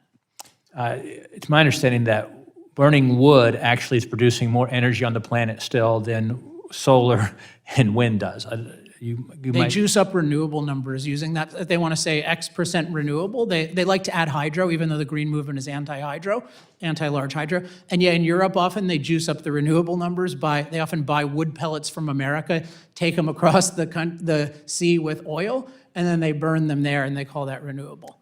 So oil tankers going across the ocean to. with wood made using diesel equipment in the United States. So this just points to a lot of this is a scam. If you think CO2 emissions are a grave threat, then you have to recognize the only way to deal with that is to make people poorer. But we have to have an honest conversation. You can't say we're going to restrict fossil fuels, we're going to force you to use uneconomic things, and you're going to become rich, let alone do it randomly to various cronies, which is what the IRA did. So it's a very dishonest conversation right now. And nothing has brought more prosperity and industry to the world than fossil fuels. And a wealthy country like the United States, which is harmed by these ridiculous, unrealistic policies, far worse for third world countries, poorer nations, who we pretend we want to help as we try to force upon them our woke policies here. I wanted to have you talk a little bit about Europe, Ms. Furchtgott-Roth and Ms. Jackson, but Ms. Jackson, I'll let you just tack on about what you were saying about lower income folks or minorities disproportionately impacted by these policies. Absolutely. Energy poverty is when you have to spend more than 6% of your income on your energy needs. This country has forced everybody into energy poverty, but energy poverty leads to food insecurity. And food insecurity is causing right now developmental issues in children that's growing up right now. This is affecting family formations. It's affecting marriages. So what we're doing is putting people in a dangerous position that they're even setting their thermostats and living in unhealthy conditions in their homes because of their fear of energy poverty because they can't pay their bills. How are we not thinking about the impacts to people when we're thinking about these policies? My time's expired. Thank you, Mr. Chairman, for letting Ms. Jackson answer. Thank you to our witnesses. Thank you, my colleague, and let's give our newest member of the committee, Mr. Greg Lopez from the great state of Colorado, 5 minutes. You know, as I sit here and listen to the conversations, it sounds to me like there's a lot of positive illusions that people are trying to present to the American people. You know, I reference these positive illusions sometimes to the boogeyman. I've heard about the shutdown. I consider that a boogeyman. You know, I hear about the climate change and green policies. I consider those boogeymans because those are the terminologies that people want to use to scare people, that we must do something. Of course, you know, nobody wants to deal with a boogeyman. You know, as I look at these green policies and the impacts it's having on the minority communities, I do believe that those individuals that are reciting numbers and saying what a great idea it is for the American economy, they truly have a disconnect with the minority community. They've never walked through the minority community. They've never had any interaction with the minority community. They just reference it like it's a badge of honor that they understand the minority community. As a minority myself, I can tell you that these green policies are not helping the Hispanic community. They're not helping the Black community. They're not helping the Asian community. They're helping a lot of other communities, but those are the communities that are not being helped. So, you know, as I look at this, I would like to ask a question of Ms. Jackson. Ms. Jackson, you have a very impressive resume, and I see that you graduated from Colorado State University with an accounting degree in cum laude. My question refers to the impact of the Inflation Reduction Act on working class Americans. We both share a background in business. Do you know how large the federal deficit is? I don't know the exact number, but I know it's big. Sorry about that. That's okay. You know, a lot of people don't, you know. It's $35 trillion, and it's growing by $1 trillion every 100 days. Would you agree that that amount is dangerous to have that much debt? Yes. Okay. And as a accounting major, I'm sure you know that even some debt is valuable. Too much can weigh down an enterprise. Would you say that the U.S. debt, now at 124% of GDP, is approaching a critical point and having harmful effects on the U.S. economy? Absolutely. I'm glad we share on the same page, but affected too much debt on the economy. What would you say about legislation that was supposed to cost $270 billion, then it was supposed to cost $360 billion, and now it costs $492 billion, reduces tax revenue, and ends up with a final cost of 1.8 trillion over the 10-year window. That's what the IRA does through its energy tax credits, all while the debt keeps rising. What would you say to that? I think that that's the most gross mismanagement. If it was a private industry, it would be bankrupt, our government would be. You know, it's very problematic. I hear a lot of people talking about how great the Inflation Reduction Act. I see mismanagement in a lot of the ways the money is being spent. The environmental justice money, 90% went to NGOs, never hit the community. Never. I go and travel to minority communities every day, and they're not taking advantage of these so-called tax credits because they don't own their homes. But everything you're doing right now is making sure that they're so expensive that they can't own a home. So, you know, it's just serving one group of people who, frankly, has never asked us what we needed. Mr. Higgins, you tout that the green policies, rebates and credits really help Americans because they can, but correct me if I'm wrong, but before you can ask for a rebate, you first have to pay for the product. You first have to pay for the electric vehicle. You first have to pay for the solar panels. How would you explain to the minority community if they cannot afford to pay their own gas bill today? How would you convince them that a rebate or a credit that they must first spend $15,000 on, how is that going to benefit them? The tax credits work as you say, but actually many of the new programs are rebates that are made available at the point of sale, including a $4,000 tax credit that's available for used car purchases for electric vehicles. So a $4,000 tax credit. It's a $4,000 tax credit available at the point of sale. You don't have to wait until you file your taxes a year later or whenever. And what would be the average cost of that? Is that on any new vehicle? I'm talking about the used car vehicle. For the new car vehicles, they're also available at the point of sale. But the used cars have an income cap and a sales cap, so it's for affordable vehicles. So let me ask you this. You know, I spoke with some auto dealers the other day. They tell me they have so many EVs sitting in their lot because they can't sell them because the market's not looking for them. What are we going to do with that oversupply of those automobiles as they stand today? Well, we see demand for EVs is growing. In fact, we think it'll be up to That's not a true 2/3. statement. I'm sorry, it's not. Well, we can check the numbers. I've checked the numbers, but I appreciate your comment. Mr. Chair, I yield back. Thank the gentleman from Colorado. Now yield 5 minutes. Oh, let me, for the record, I've got our colleague from Wisconsin has something to submit for the record. I'm sorry to skip over you. Mr. Grothman? Yeah, I'd like to ask unanimous consent to submit a study from the American Gas Association into the record. Without objection, so ordered. Thank you for your patience. Now, I yield 5 minutes to my friend from Texas, Mr. Chip Roy. Thank the chairman. I thank the witnesses and your time for being here to help illuminate this important topic. I think it's one of the most important topics that we could possibly discuss because it's a direct impact on the well-being of the people that we represent. And I think we've got to address this and deal with, I think, what has been a significant amount of, to use a loaded term, misinformation that has been pushed and hoisted upon the American people. So to my colleagues who like to use the power of government to go after misinformation, I think maybe we need to think about how it's being used in context here. There's a couple of quick questions, I mean, that I think is really important. Mr. Epstein, you know, a lot of things are being said, and we can go through and refute it. You wisely noted you went through some reputations. I can't go through it all. But I think it's important for people to understand the context that we're operating under.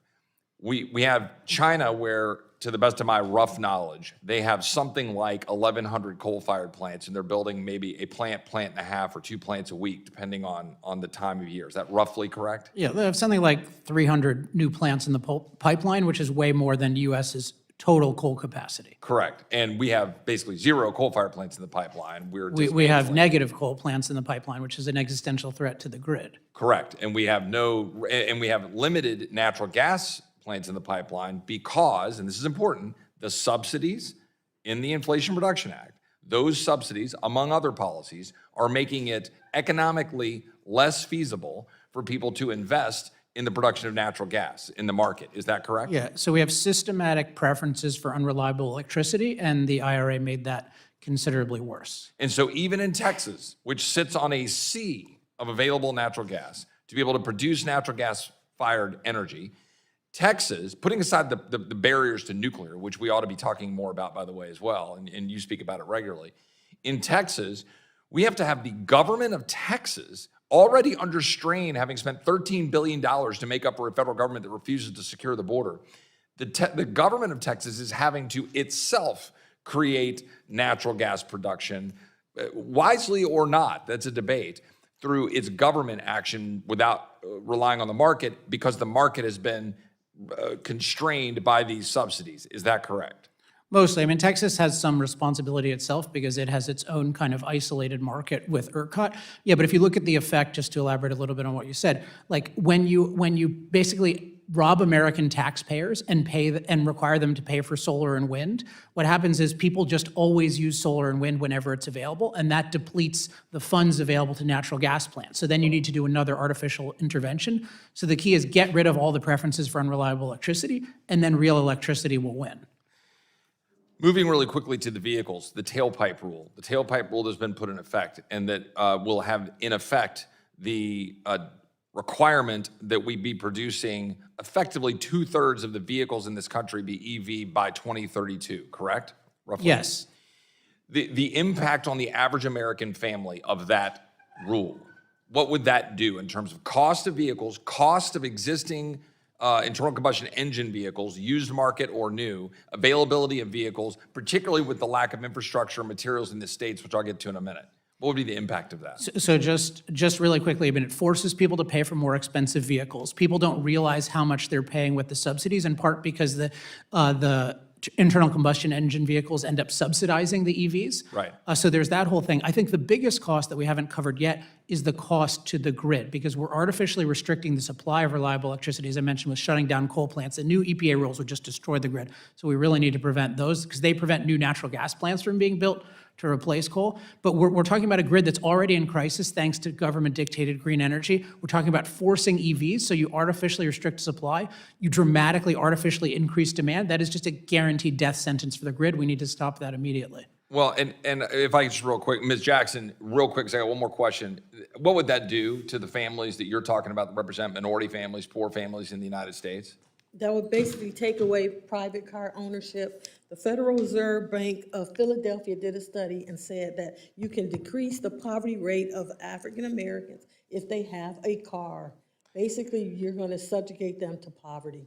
And so last question for Ms. Furchtgott-Roth. I think another area here, and Mr. Epstein alluded to it, talking about the subsidies and what it's doing to distort the market. But there's another aspect to this, which is in pursuit of this agenda, and that's what it is. In pursuit of this agenda, notwithstanding all the impact that we've just discussed, aren't we having to create essentially a government-run industry effectively to go deal with the fact that China has a monopoly on the minerals? China is driving a lot of the production of the stuff to drive the green energy. But we've got, firms that are, quote, pleaded with the government to go beyond supporting capital costs for construction of new mines and processing facilities to take a more active role in the minerals market. In other words, we're creating a government-run cottage industry to prop up a market that cannot exist on its own because it's being subsidized by government to the detriment of hardworking Americans, driving up the price of goods and services, and then you gotta have the government backfill to create a market for something that doesn't exist because people are demanding it. Exactly, yes. And also, if you look at the economics of providing power, if you're requiring wind and solar on the grid, then your baseload natural gas runs less often. So it's less economical to invest in that natural gas plant because it's just going to sit there as a backup to the solar and wind. And then you have the critical minerals that the government does not allow to be mined here in the United States, and we're turning over that to China too. In other words, wind and solar isn't cheaper. It's subsidized by the reliable energy, which makes it appear cheaper on paper. Right. Yield back. I thank the gentleman, and now yield 5 minutes to Mr. Smucker from Pennsylvania.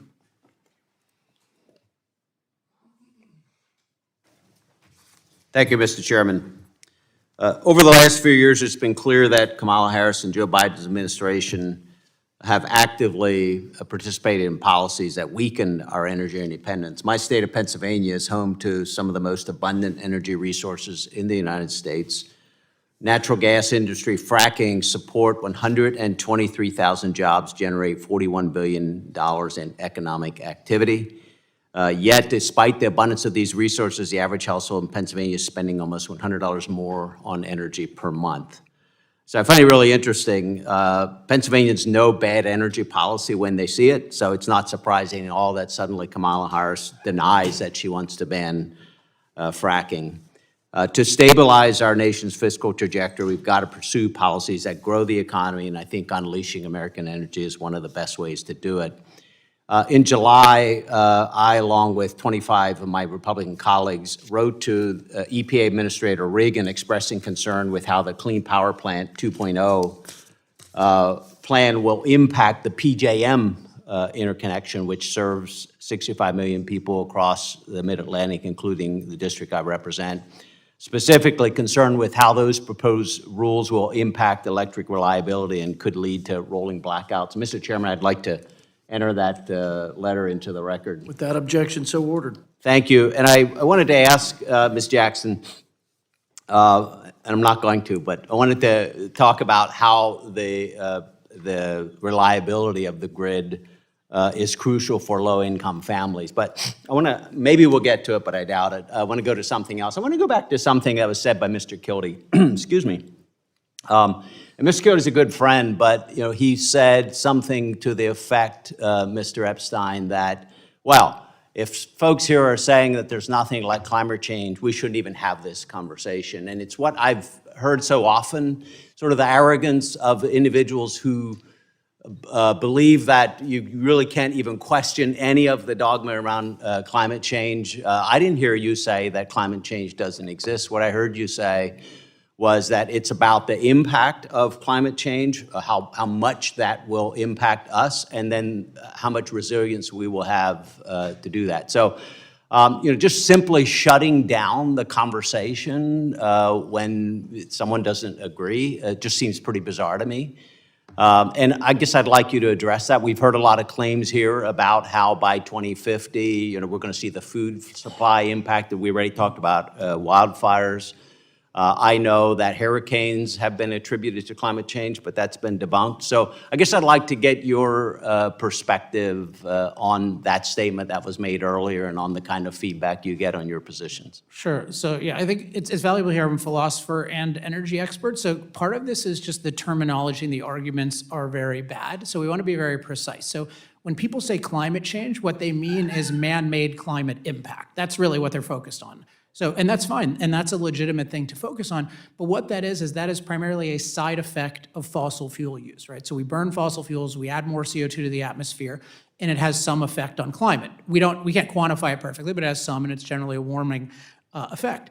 And it's important, if you think about it as a side effect of fossil fuel use, then you need to think both about the benefits of fossil fuels and about the side effect. And with the side effect itself, you need to be precise. So you mentioned you need to be clear about the magnitude, and you need to be even-handed. You can't just look at negative side effects, you have to look at positive. For example, more warmth in a world where far more people die of cold than of heat. So the problem with the discussion is it's so biased, it only looks at negative side effects of fossil fuels. It ignores the climate benefits directly. It ignores what I call the climate mastery or resilience benefits, so the fact that we're far more resilient.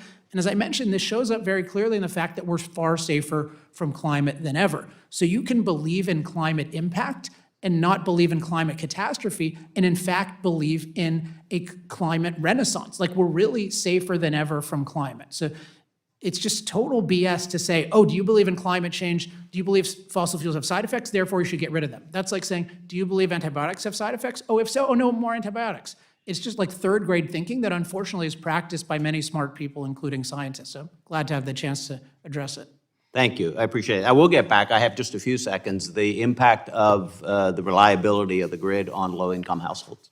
Most minorities live in multi-generational homes, which means there's always somebody there 24 hours. And if you have unreliable energy, that means that somebody's going to be impacted, whether it's grandma, whether it's kids, but we need reliable energy so that people don't live in unsafe conditions in their homes, and that's what's at stake for most minority homes. Thank you, Mr. Chairman. I thank the gentleman and now yield 5 minutes to Mr. Yakum from Indiana. Thank you, Mr. Chairman, for holding this hearing and to the witnesses for being here today to share your expertise on this important issue. American energy production is deeply connected to our economic security, our national security, our quality of life as Americans, and our nation's fiscal health. But under the Biden-Harris administration, oil and gas leases for on- and offshore production have been paused. Energy projects that would have reduced energy prices for the American people have been canceled. And radical climate activists have been empowered to block energy development at every turn. This war on energy has driven up energy prices for Americans and weakened our energy independence. In my home state of Indiana, the average Hoosier household is spending nearly $1,100 more per year on energy costs, thanks to the Biden-Harris energy policies. It takes an average of almost 6 years to clear the environmental permitting process. Litigation under the National Environmental Policy Act, or NEPA, can tie up energy projects for years. These delays cost our economy billions of dollars in unrealized economic growth and lost revenues. Unfortunately, this situation is about to get worse. The Biden-Harris administration took the bipartisan NEPA reforms and handed the pen to radical climate activists. As a result, the NEPA Phase 2 rule infused vague, woke climate change and, quote, environmental justice principles into an already burdensome process.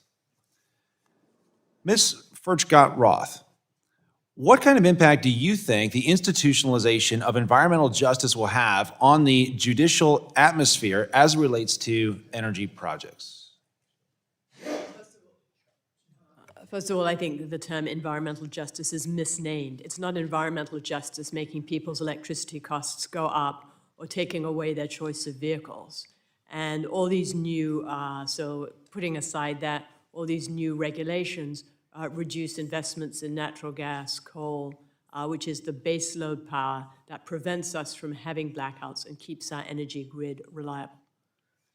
Thank you. I strongly believe that it is well past time for us to start making it easier to build in this country, which is why my colleague, Mr. Jimmy Panetta, and I introduced the Studying NEPA's Impact on Projects Act. This common sense bipartisan bill would require reporting on several NEPA metrics, including the volume of litigation, the paperwork burden, and the time that it takes to clear the NEPA process, which we all know is oftentimes far too long. Shifting gears a bit, because of the AI revolution, the North American Electric Reliability Corporation revised its projected 10-year peak demand forecast from 40 gigawatts to nearly 80 gigawatts of electricity. That's the equivalent of 24 million households. If anything is crystal clear around here, it's that our future and future technologies will need more energy, not less. The EPA's power plant rule is a de facto ban on coal-fired power plants and prohibits more natural gas power plants from being built. Mr. Epstein, what sort of impact will this rule have on our ability to meet the nation's future energy demands, and what are the economic consequences of failing to meet this demand? I just want to make clear that everyone needs to do everything possible not to let these rules go into effect. They are just a complete death sentence to the grid. I mean, I'm not shocked often, but I'm shocked by this. Again, the fundamentals are we already have a grid in crisis thanks to bad policy shutting down reliable power plants and then promoting more electrification.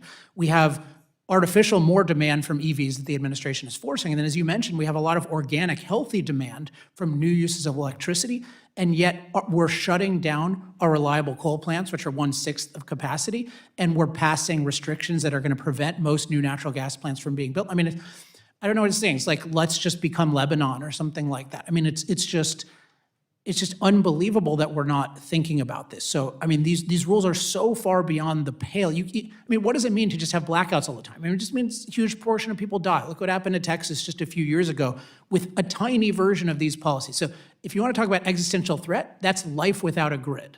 Thank you. And briefly, Ms. Jackson, environmental justice is predicated upon the assumption that energy production has a disproportionate negative impact on minority and impoverished communities. Ms. Jackson, do you believe that environmental justice efforts, including in the IRA and other Biden administration initiatives, are actually helping the working class? They're doing anything but that. That would be my first plan of action if I was in office, is to get rid of the environmental justice agenda, because it's doing more harm than good. Thank you. And Mr. Chairman, with that, I yield back. Thank the gentleman from Indiana, and now yield 5 minutes to Mr. Chuck Edwards from North Carolina. Thank you, Mr. Chair. All of you, thanks for being with us this afternoon. Mr. Epstein, I'll begin with you. I represent a district in the western part of North Carolina. It's a mountainous region. And with all the calls for us to do away with fossil fuels, we have one major power plant in my district, by the way, in the mountains. Keep in mind, it's in the mountains. But with all these calls to convert from fossil fuel to solar and wind, I've done some calculating on what it would take for us to convert the one 566 megawatt power plant that we have to all solar.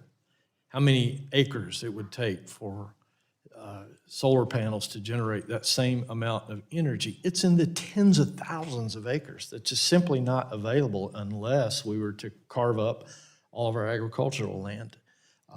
When I look at windmills, which by the way appear to be 30 stories tall. Now mind you, we're in the mountains. It would be very difficult to put a 30-story tall windmill in a mountain region. Let alone, I think it was 2,400 acres that I calculated it would take of windmills to generate that same megawatt of power out of the one station that we have. Have you calculated into the cost anywhere the loss of residential land, farmland, and what it would take to convert into?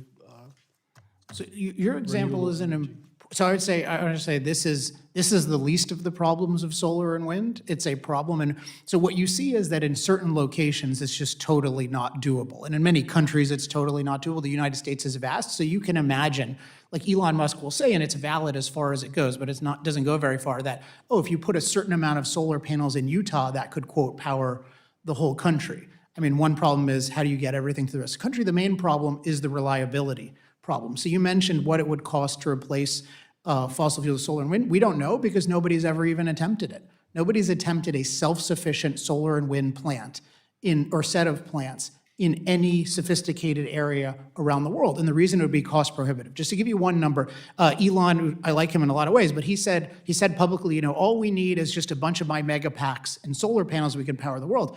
I ran the numbers to back up the world for one day would be $100 to $200 trillion worth of megapacks. So $100 trillion is global GDP. These last 10 years, much like an EV. So it's just there is no such thing as replacing fossil fuels with unreliable solar and wind. The only way you can do it partially is because you have fossil fuels as a backup. So it's really important for people to know this is not a real thing. I'm not against solar and wind, but they should provide their own reliability, and that'll force them to actually make a contribution or get off the grid, either way. Well, thank you for that. Ms. Furchtgott-Roth, do you have any thoughts on replacing or taking usable land that is pretty scarce anyway and converting that into wind farms and solar farms? Well, I think it should be up to the individual communities to decide on a level playing field without tax incentives. A lot of communities are fighting against offshore wind because they think it's unsightly, because they think there's a hum that comes from it. And it does take a lot of land and energy. Plus, the wind turbines kill birds. And when you have a bird killed on an oil rig, then that company has to pay a fine. Birds killed by wind turbines, no one seems to care about those birds. So I think it's a very complicated issue, and it should be up to individual states. For example, Kansas has a lot of wind, and it does very well with its wind, and other states might not. Well, thank you. I'd like to suggest representing a district that has a housing crisis. We just don't have enough affordable land, and we're seeing a lot of our farmland used for other purposes now to displace the good use of that property to cover up with wind and solar panels just seems to be against common land use practices. Mr. Epstein, I'm running out of time, but real quick, I'd like to ask, because I believe the cleanest energy is the most readily available and convenient form, whether that's solar, nuclear, wind, geothermal, or fossil. But not everybody agrees, as you're well aware. This administration seems to be obsessed with eliminating fossil fuels in the name of climate change. In your opinion, what do you think is the most dangerous and potentially longest-lasting impact of the Harris-Biden administration's attack on fossil fuels? Right, so it's them and it's the global movement. I mean, it's very simple. They're pushing for the rapid elimination of fossil fuels. I mentioned if they had remotely gotten their way so far, we'd already have a catastrophe. I mean, net zero by 2050 is the single most destructive idea human beings have ever come up with. And I mean that literally, and I'm very familiar with all the other acts, but taking a world of 8 billion people with no cost-effective replacement for fossil fuels and starving them of energy, there would never be anything like it. So we're not gonna do it in practice, but we're gonna do something really, really bad along the way. And with Biden-Harris in particular, it's the US will do it and others won't. So that means we cede our economic and security position. And in a dangerous world, I do not want that. Thank you, Mr. Chair. I yield. Thank the gentleman, and now yield 5 minutes to our colleague from New York, Mr. Tom Suozzi. Thank you, Mr. Chairman. I want to apologize to the witnesses. I had another hearing up at Homeland Security, so I missed a lot of your stuff. I've been trying to read some of the stuff here quickly. I apologize for being late, Mr. Chairman. So I'm concerned about high cost of energy. I'm concerned about high gas prices. I'm glad that gas prices are going down right now, and I'm glad inflation's going down right now, and that the Fed reduced the interest rates yesterday, and that's positive things that we see happening. But we're all concerned about high energy costs that exist. And I'm also concerned about the weather. I mean, I see these crazy weather events. I'm up in New York, and I've seen these crazy flooding and extreme heat. And you remember last year when they had the forest fires up in Canada and the smoke was coming down, and we had to close our windows because, you know, the forest fires were up there, were out of our control, and the smoke was coming down. And it's like, wow, what would happen if this goes on for a month or 2 months? What would we do? What if it went on for longer? What would we do? So we're all, I think most people are concerned about what's happening with the climate, and I think that most people are concerned about high energy costs. And I agree that trying to force things to happen before we've figured out a way to do it properly can force the prices to go up on things. And I'm concerned when, in my state, for example, that we're just doing it on our own. We were doing it on our own before there was like even federal subsidies to encourage it to happen. That made it even more expensive in our state, in New York. And I'm concerned about, you know, individual states trying to go it alone without a comprehensive federal policy. So if I'm somebody who's concerned about high costs, and I'm concerned about climate, what do you think we need to be doing right now to try and reduce the impacts of greenhouse gases on climate change while also trying to keep the cost down? So, Mr. Epstein, you seem most anxious to talk. I'm very anxious. Thank you. Thank you for the great question. So I would say, I mean, I'll just make this a sidebar, but like, I wouldn't be as concerned as you are because— About what? About climate. I'm not saying to have no no, concern, but our ability to— You're not deal going to with persuade me not is to be very, well, I might someday. I'll give you a copy of Fossil Future. I think I might. But okay, on this issue, if you are concerned, you have to recognize one fundamental truth, okay? Which is the US has very limited control over global emissions, and emissions are a global issue. So we have— Listen, I recognize that we, in the 80s and 70s, 80s, 90s, we chased a lot of industry out of America, and it goes to other countries, and they're polluting way worse than we ever did. So and what they're we building need to— coal plants, and, you know, they're So that, So our leverage point, our only leverage point is to, on this, and on your terms, is to liberate truly globally cost-competitive alternatives. I think the most promising is nuclear. It's hypothetical, you might be able to do with solar and wind if you can figure out reliability. Nobody's figured that out yet. Geothermal has some potential, but you need to move all the roadblocks out of the way for alternative forms of energy. And that requires radical NEPA reform, requires radical reform of the Nuclear Regulatory Commission, something I'm working on. So I'd love to talk to you sometime or anyone else about how to do this, because what we've done to nuclear is a crime, and what New York has done to nuclear is a crime. What we've yeah, done to natural awful. gas- I really think that we should be building more nuclear power in America. I'm concerned, however, you know, when they try to do it in dense areas, that's a problem. I'm concerned about getting rid of nuclear waste. Where are we going to put the nuclear waste? Right, so nuclear waste is the... And I'm concerned about transmission lines when you build these facilities, whether that be wind or solar or nuclear, in these very far-off locations, transmitting it to where you need the power. I think nuclear is a lot safer than you've been led to believe. Certainly what's called the waste, the used fuel, that's the safest form of waste we have. It's very small, it's very manageable, it hasn't damaged anyone, we can store it indefinitely. So nuclear, unfortunately, has been demonized even more than fossil fuels. It has the advantage of it's very dense, it's stored energy, there's a lot we can do with it, but we need to get the government out of the way. We can't, subsidizing specific American boutique energy does nothing globally. So, you know, And if I could add that New York State, you all have the Marcellus Shale, but you're not using it, and there's a lot of clean natural gas that could come out of that, which Pennsylvania is using right now, and you all are not. And New York State has a 70% renewable portfolio standard goal, and that's also driving up the price of energy in New York State. yeah, I think that, you know, I just take about the end of my, we have to figure out how to balance our two systems, okay?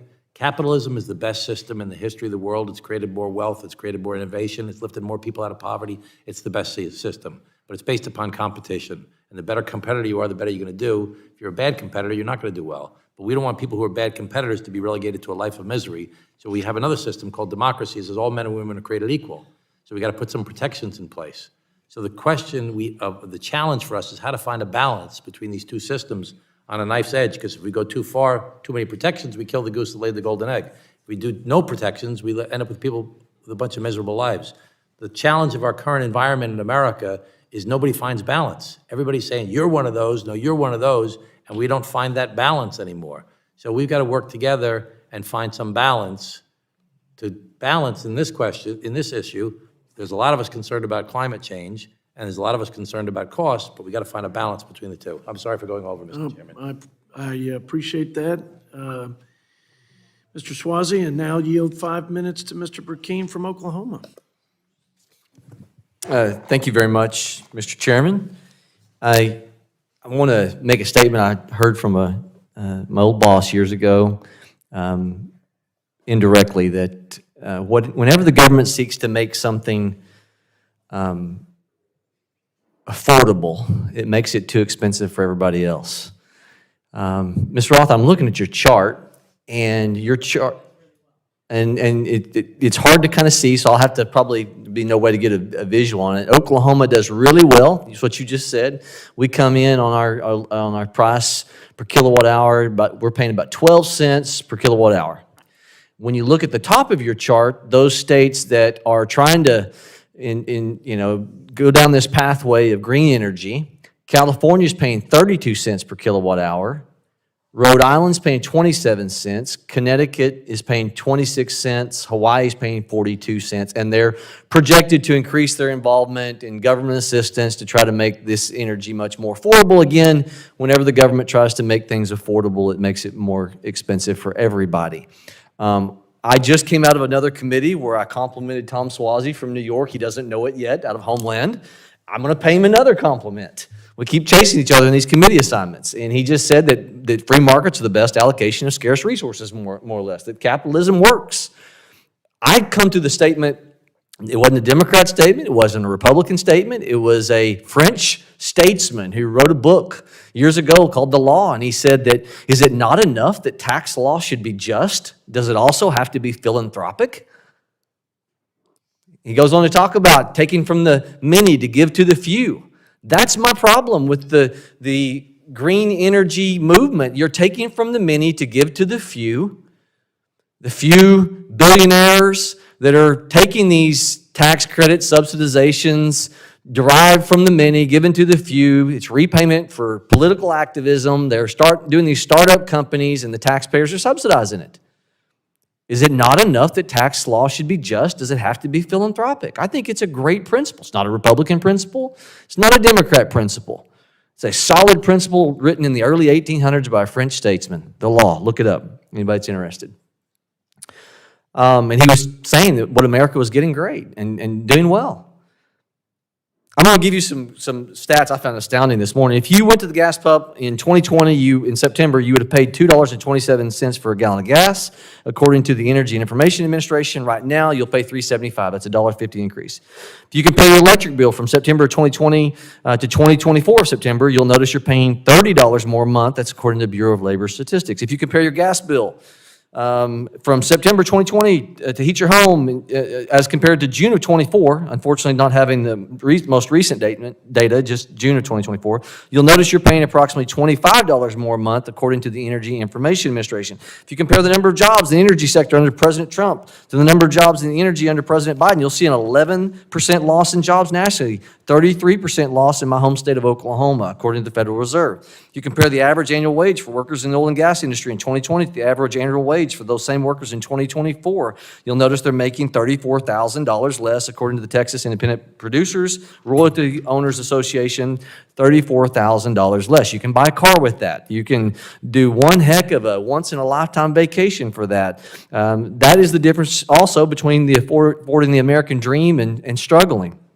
Under this administration, though, the green energy donor class has been the recipient, taken from the many to give to the few, these green credit tax credits for new cars that most people can't afford without that tax credit, skewing the free market, while working Americans have to be taxed higher through this regressive tax, Ms. Jackson, that you talked about, that the middle class is bearing the burden of.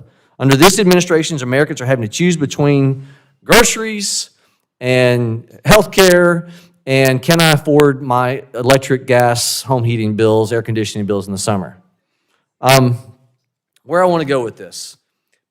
Ms. Jackson, you represent a constituency that is seen taking from the many to give to the few, their tax dollars to subsidize this. It was, we are at the expense of supposedly saving the planet, we're destroying the American middle-class family and their ability to afford goods and services. I want to let you talk about that just a little bit more in case I've inspired you even further. Yes. What I'm seeing is the people that I represent are experiencing the lowest standard of living expenses in history. Their existence have been significantly decreased, and they're suffering because of it. There's higher energy prices, but energy prices go into everything that we have. And so they're paying more for food, more for kids' necessities, baby food. But, you said you were giving some numbers. I know people that are paying 4 times as much as they were for electric bills. So, we're talking about a few $30 here, $30 there, but these families are already stretched to capacity, and we're continuing to pile on. So they're really hurting, and it's at the expense, at the climate, at any cost. So save the people. Save the people. We're saving the climate, but we're at the expense of destroying the people. I thank the gentlelady, thank my colleague from Oklahoma. His time's expired, and I now yield 5 minutes to Ms. Omar from Minnesota for 5 minutes. Our new ranking member, by the way. Thank you, Chairman. Thank you to all the panelists for being here today. Mr. Higgins, I know you have written extensively about the Inflation Reduction Act's household impact and cost savings. I want to dive deeper into these numbers. According to a Treasury analysis released last month, the IRA delivered $8.4 billion in tax credits to nearly 3.5 million families in 2023. Could you talk about these home tax credits and how they are lowering costs for working families, both in short term and long term? Yes, thank you. The number of families that are benefiting already from the Inflation Reduction Act, even though we're just 2 years in, is huge, many millions already, and that number is growing. The credits and rebates can be available at the time of sale, and they help people to afford improvements to their homes. When you're operating an electric vehicle, it costs less than half as much to drive it and to maintain it as a gasoline-powered vehicle. And these credits help you afford both either a new car or a leased car or a used car. When you buy a heat pump for your home, it can save between $60 and $800 per year on reduced fuel costs, which, depending on which fuel you're switching from. These savings make it more affordable. It's just a false choice that we have to choose between affordability and climate. The fact is that investments increase opportunities and increase opportunities, and clean energy is the most affordable. So they reduce costs at the same time as they're creating jobs. And if some consumers choose not to take advantage of these programs, do they still help lower energy costs for those households? Yes, so the average household is looking to save about $2,000 a year, which is a third of their household energy costs by 2030, which is an extraordinary trajectory. And overall, by switching to clean energy, because it is so much more affordable, the households everywhere can save. So if natural gas demand domestically declines, that would lead to lower fossil fuel energy prices with ramifications for agriculture, for households that stay on fossil fuels. And the main risk there is that if the surplus is instead exported, it exposes American manufacturers and households to even higher fuel costs. And LNG exports could raise energy costs by 10%, natural gas costs. And since my Republican colleagues want to focus on the economic and fiscal costs of energy policy, I think it's worth breaking this down. Congressional Republicans often frame such costs very narrowly, looking only at government spending or regulatory impacts, usually when it threatens the bottom line of their wealthy donors or large corporations. But this narrow view ignores the full economic picture. When we talk about economic costs, we must consider the externalities, from social to environmental impacts that are not usually accounted for. Mr. Higgins, when we begin to consider the cost of things like adverse health and climate outcomes, what would you say are the true costs associated with our existing fossil fuel industry and with policies that only expand fossil fuel infrastructure? Fossil fuel pollution disproportionately affects families, Black and brown families, low-income families, living in low-income communities. And claims that reducing fossil fuel pollution for these households would actually amount to environmental injustice are reprehensible. And claims that raising global temperatures would actually be beneficial or easy to deal with, I think are a denial of the consensus climate science that fossil fuel pollution threatens disastrous and irreversible consequences. Totally agree. Additionally, when we discuss fiscal costs, we need to look at a bigger picture beyond initial federal expenditures. We should be evaluating the long-term effects of public investments, including long-standing hidden tax breaks. This is why I introduced the End Polluter Welfare Act with Senator Sanders.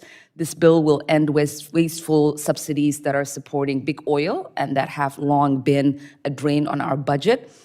Mr. Higgins, can you explain how this bill, combined with the investments of the IRA, would help us move towards a sustainable energy future that benefits all Americans, not just the wealthy oil and gas executives? Switching to clean energy helps to reduce the volatility of fossil fuel prices. It prevents when global prices increase, which used to be, it means that domestic prices increase. It used to be that was unique to gasoline. It's now also natural gas because of our export capacity. And although the price that these companies can charge is increased, the people who pay the bill are American consumers. Thank you. I yield back. I thank the gentlelady and now yield 5 minutes to my friend from Texas, Dr. Burgess. Thank you, Mr. Chairman. And before I begin my questions, I have 2 unanimous consent requests. One, to insert into the record a study from the American Gas Association on the critical importance of oil and natural gas to the U.S. healthcare sector, and a second unanimous consent request to submit a study from the American Gas Association on the importance of natural gas to the United States pharmaceutical industry. Without objection, so ordered. Thank you. And forgive me if I don't pronounce your name correctly, but Mr. Furchtgott-Roth, and I apologize also for being late. We always have multiple things going on here. I was chairing a Rules Committee hearing on the future rules in Congress. I took a beating from the representative of the Budget Committee over the 302B allocations. So now I'm moving on from that. But during the Trump administration, from an energy policy standpoint, things were much better in my estimation. Worldwide stability was increased, and of course, prices for everyone across the spectrum, high and low income, prices were lower. So why would the Biden administration and the Harris administration move away from Trump's energy policies if they were working so well? I think that there is an ideological commitment to wind and solar, and the view that it lowers prices just is not true, as can be seen from this chart, where it shows that the biggest users of wind and solar have the highest electricity prices. Moreover, if we produce more clean natural gas, we can export it to our allies, we can have more geopolitical power in the world, we can reduce our dependence on China. Sure, If we produce more critical minerals, again, we can reduce our dependence on China. We're exporting freedom. And in your list, and this is intriguing, of course, Washington State has, you've recorded there, 100% renewable fuel portfolio. Yeah, that's because it's blessed with hydropower. Hydropower. So hydropower is relatively inexpensive, and geographically, Washington State and also Oregon have a lot of hydropower. But our former colleague, now Governor Inslee, is doing his best to dismantle the dams in Washington State. So I guess he's anxious to push himself up higher on that list with higher energy costs for his constituents as he does away with hydropower. Of course, hydropower also has another limitation. We do experience droughts sometime in various places in this country, and hydropower, for example, I was in Norway several years ago, and they were experiencing a significant drought, which they were having to import natural gas in order to provide energy for their citizens. Because, as Mr. Epstein so correctly pointed out,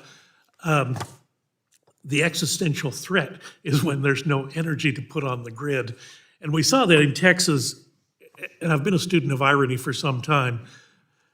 In December of 2019, front page of the Net Record Chronicle, front page story, the dismantling, not just we're not going to use a coal plant anymore in South Texas. They actually physically dismantled it. They bulldozed it. It's never going to be used again. And then in February of 2021, we had that cold snap where hundreds of people died because there was no energy from that coal plant to put on the grid when they really needed it.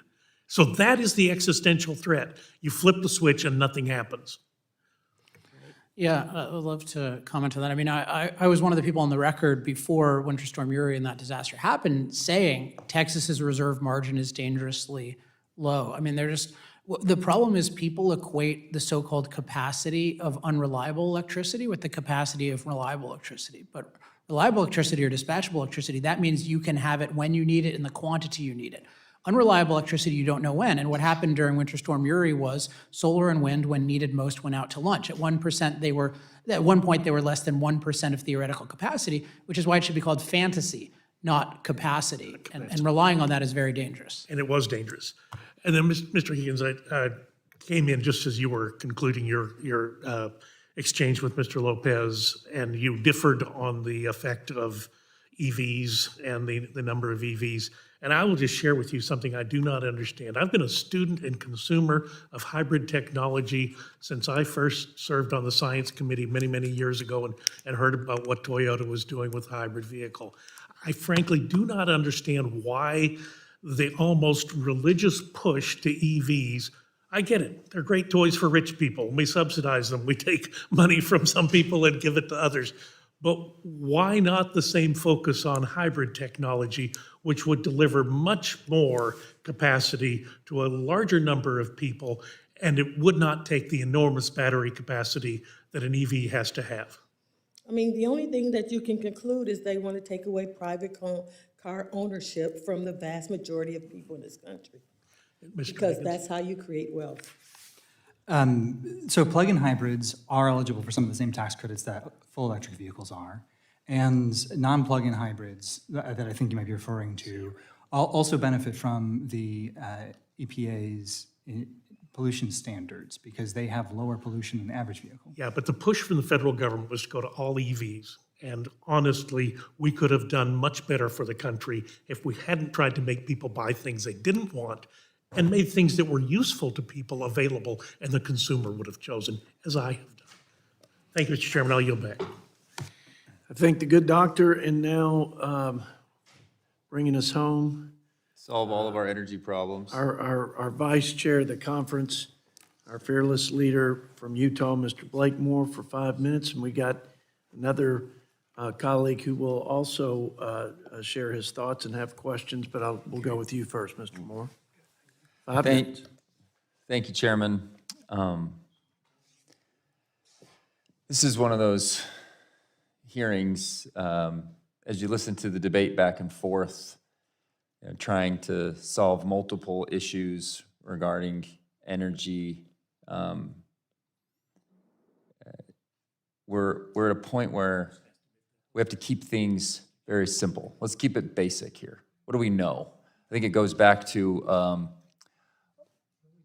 a random text message thread that I have with some of my college buddies in 2020 when, as President Biden was taking over in the White House, I remember there being a back and forth, and then one of the guys said to the other, so, well, let's just see what gas prices are in this administration versus what they were in the last administration.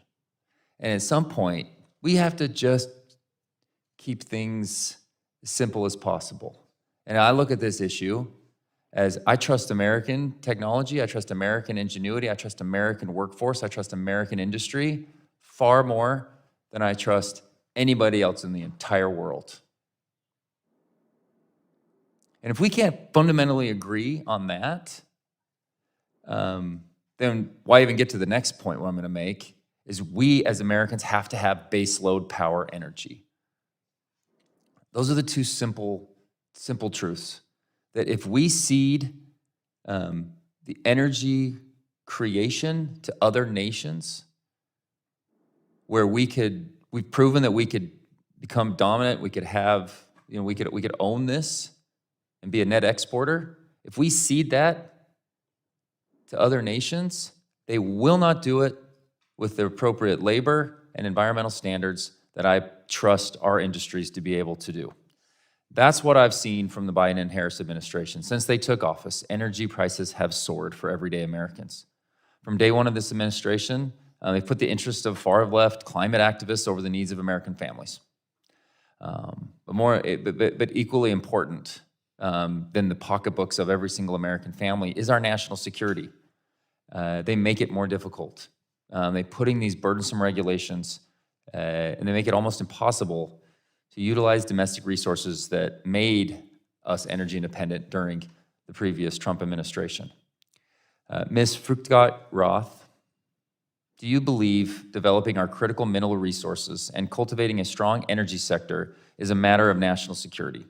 Can you expound on the national security concerns that we have when it comes to the Biden administration's energy policy? So to hit on that, I'd also like to point out, since my colleague from Oklahoma was really happy with his 46th spot, notice that Utah's always just a little bit better than everywhere else we approach. I actually take a lot of pride in Utah being able to keep energy affordable, and we're building into our system, if we could just get permitting reform under control, we're actually building in tons of renewable technology to help diversify our energy grid, right? That's the reality of what's happening, and we're keeping energy prices as low as pretty much every other state. But we're also doing it by investing in. Now, if you just let us do some transmission lines by reforming NEPA, and if the left would stop making it impossible to reform permitting, maybe we could actually do more good, clean technology. But that's maybe for another hearing.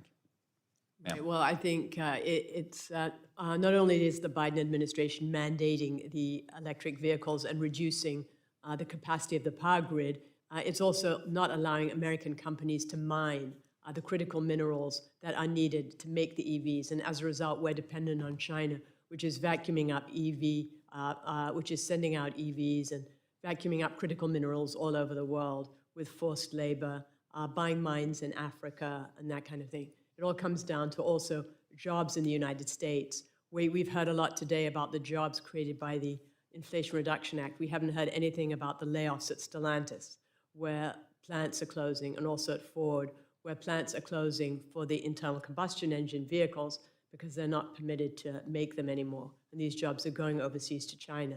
And I think it's noteworthy that this is the first time the Teamsters has not endorsed any candidate, but particularly the Democratic administration. They are not coming out for Vice President Harris because of the loss of jobs, and that's so important to the United States. Excellent. Thank you for pointing that out.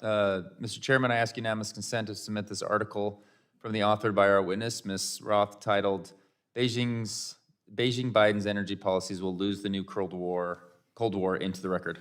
Without objection, so ordered. Also, Mr. Chairman, I ask unanimous consent to submit an article from the American Energy Alliance into the record. Without objection, so ordered. Thank you, and my time is up. I Yield thank back. the gentleman from the great state of Utah. And we're going to close it out here with Mr. Ralph Norman from the Palmetto State for 5 minutes. Thank you, Mr. Chairman. I want to thank each of you for taking the time to come. You know, what's happened during the last 4 years is untenable. The Biden administration has completely torn the economy out of a frame that we've never seen before. And this issue, this business of stopping the production of oil and natural gas and buying it from the OPEC countries that are our enemies, putting money in the pocket of our enemies, is criminal. And if you list everything else, to the border, to the out-of-control crime, this country doesn't deserve that. It's going to take a lot to reverse the damage that has been done. Ms. Furchtgott-Roth, would you, you mentioned that Biden has made a cornerstone of this administration to lock up 30% of the federal lands. Why is this such a dangerous idea that he's doing this?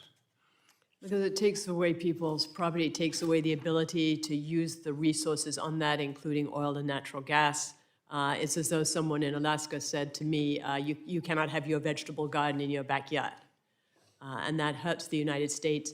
It increases global emissions because we cannot produce clean natural gas and export it to our allies where they can use it to replace coal. Well, that, as well as many other things, are just totally, to be honest, it's un-American, and it's crippling this country. Mr. Epstein, I see your book. I've heard great things about it. I need to get one before I leave. I have one for any representative who's interested. Well, you have mentioned that that the administration's pause on liquefied LNG exports is deadly. Can you explain why it is deadly?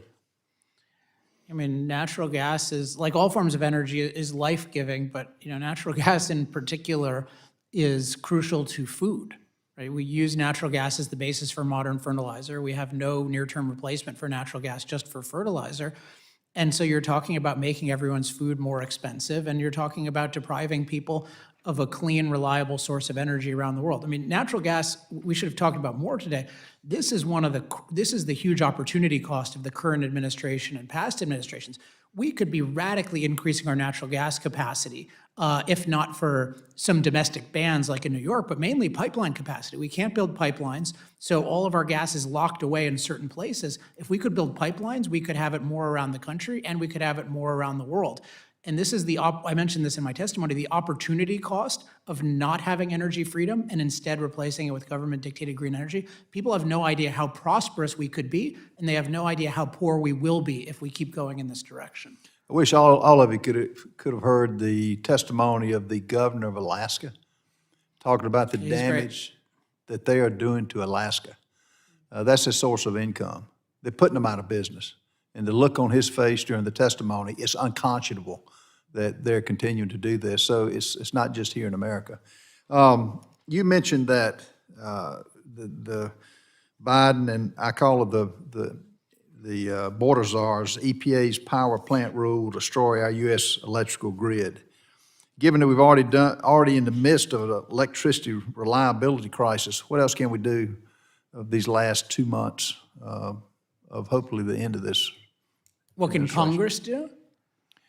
What would you urge us to do Yeah, specifically? I mean, I would urge, so the most immediate thing is do whatever you can to pause the shutdown of reliable power plants, not just the EPA rule, which is just mass destruction, but all the other rules too. So we could document all the different things, but basically, we should not be shutting down any reliable power plants right now because it is a threat to the health and safety of Americans. EPA is supposed to protect our health. You cannot have health with a reliable grid, so they're doing the exact opposite. So, I've talked to some people about legislation to do that, but I think, yeah, we should put a pause on these shutdowns.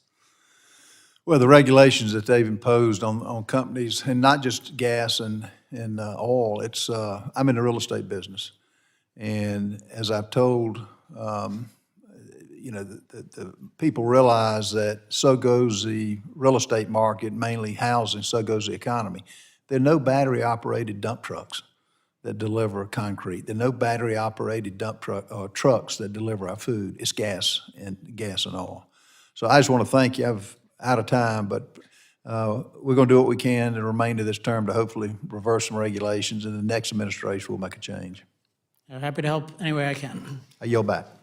I thank the gentleman, and I thank our witnesses for your time and contributions, and this was a great hearing, and we now will close out, but let me advise that members may still submit written questions to be answered later in writing. Those questions and your answers will be made part of the formal hearing record.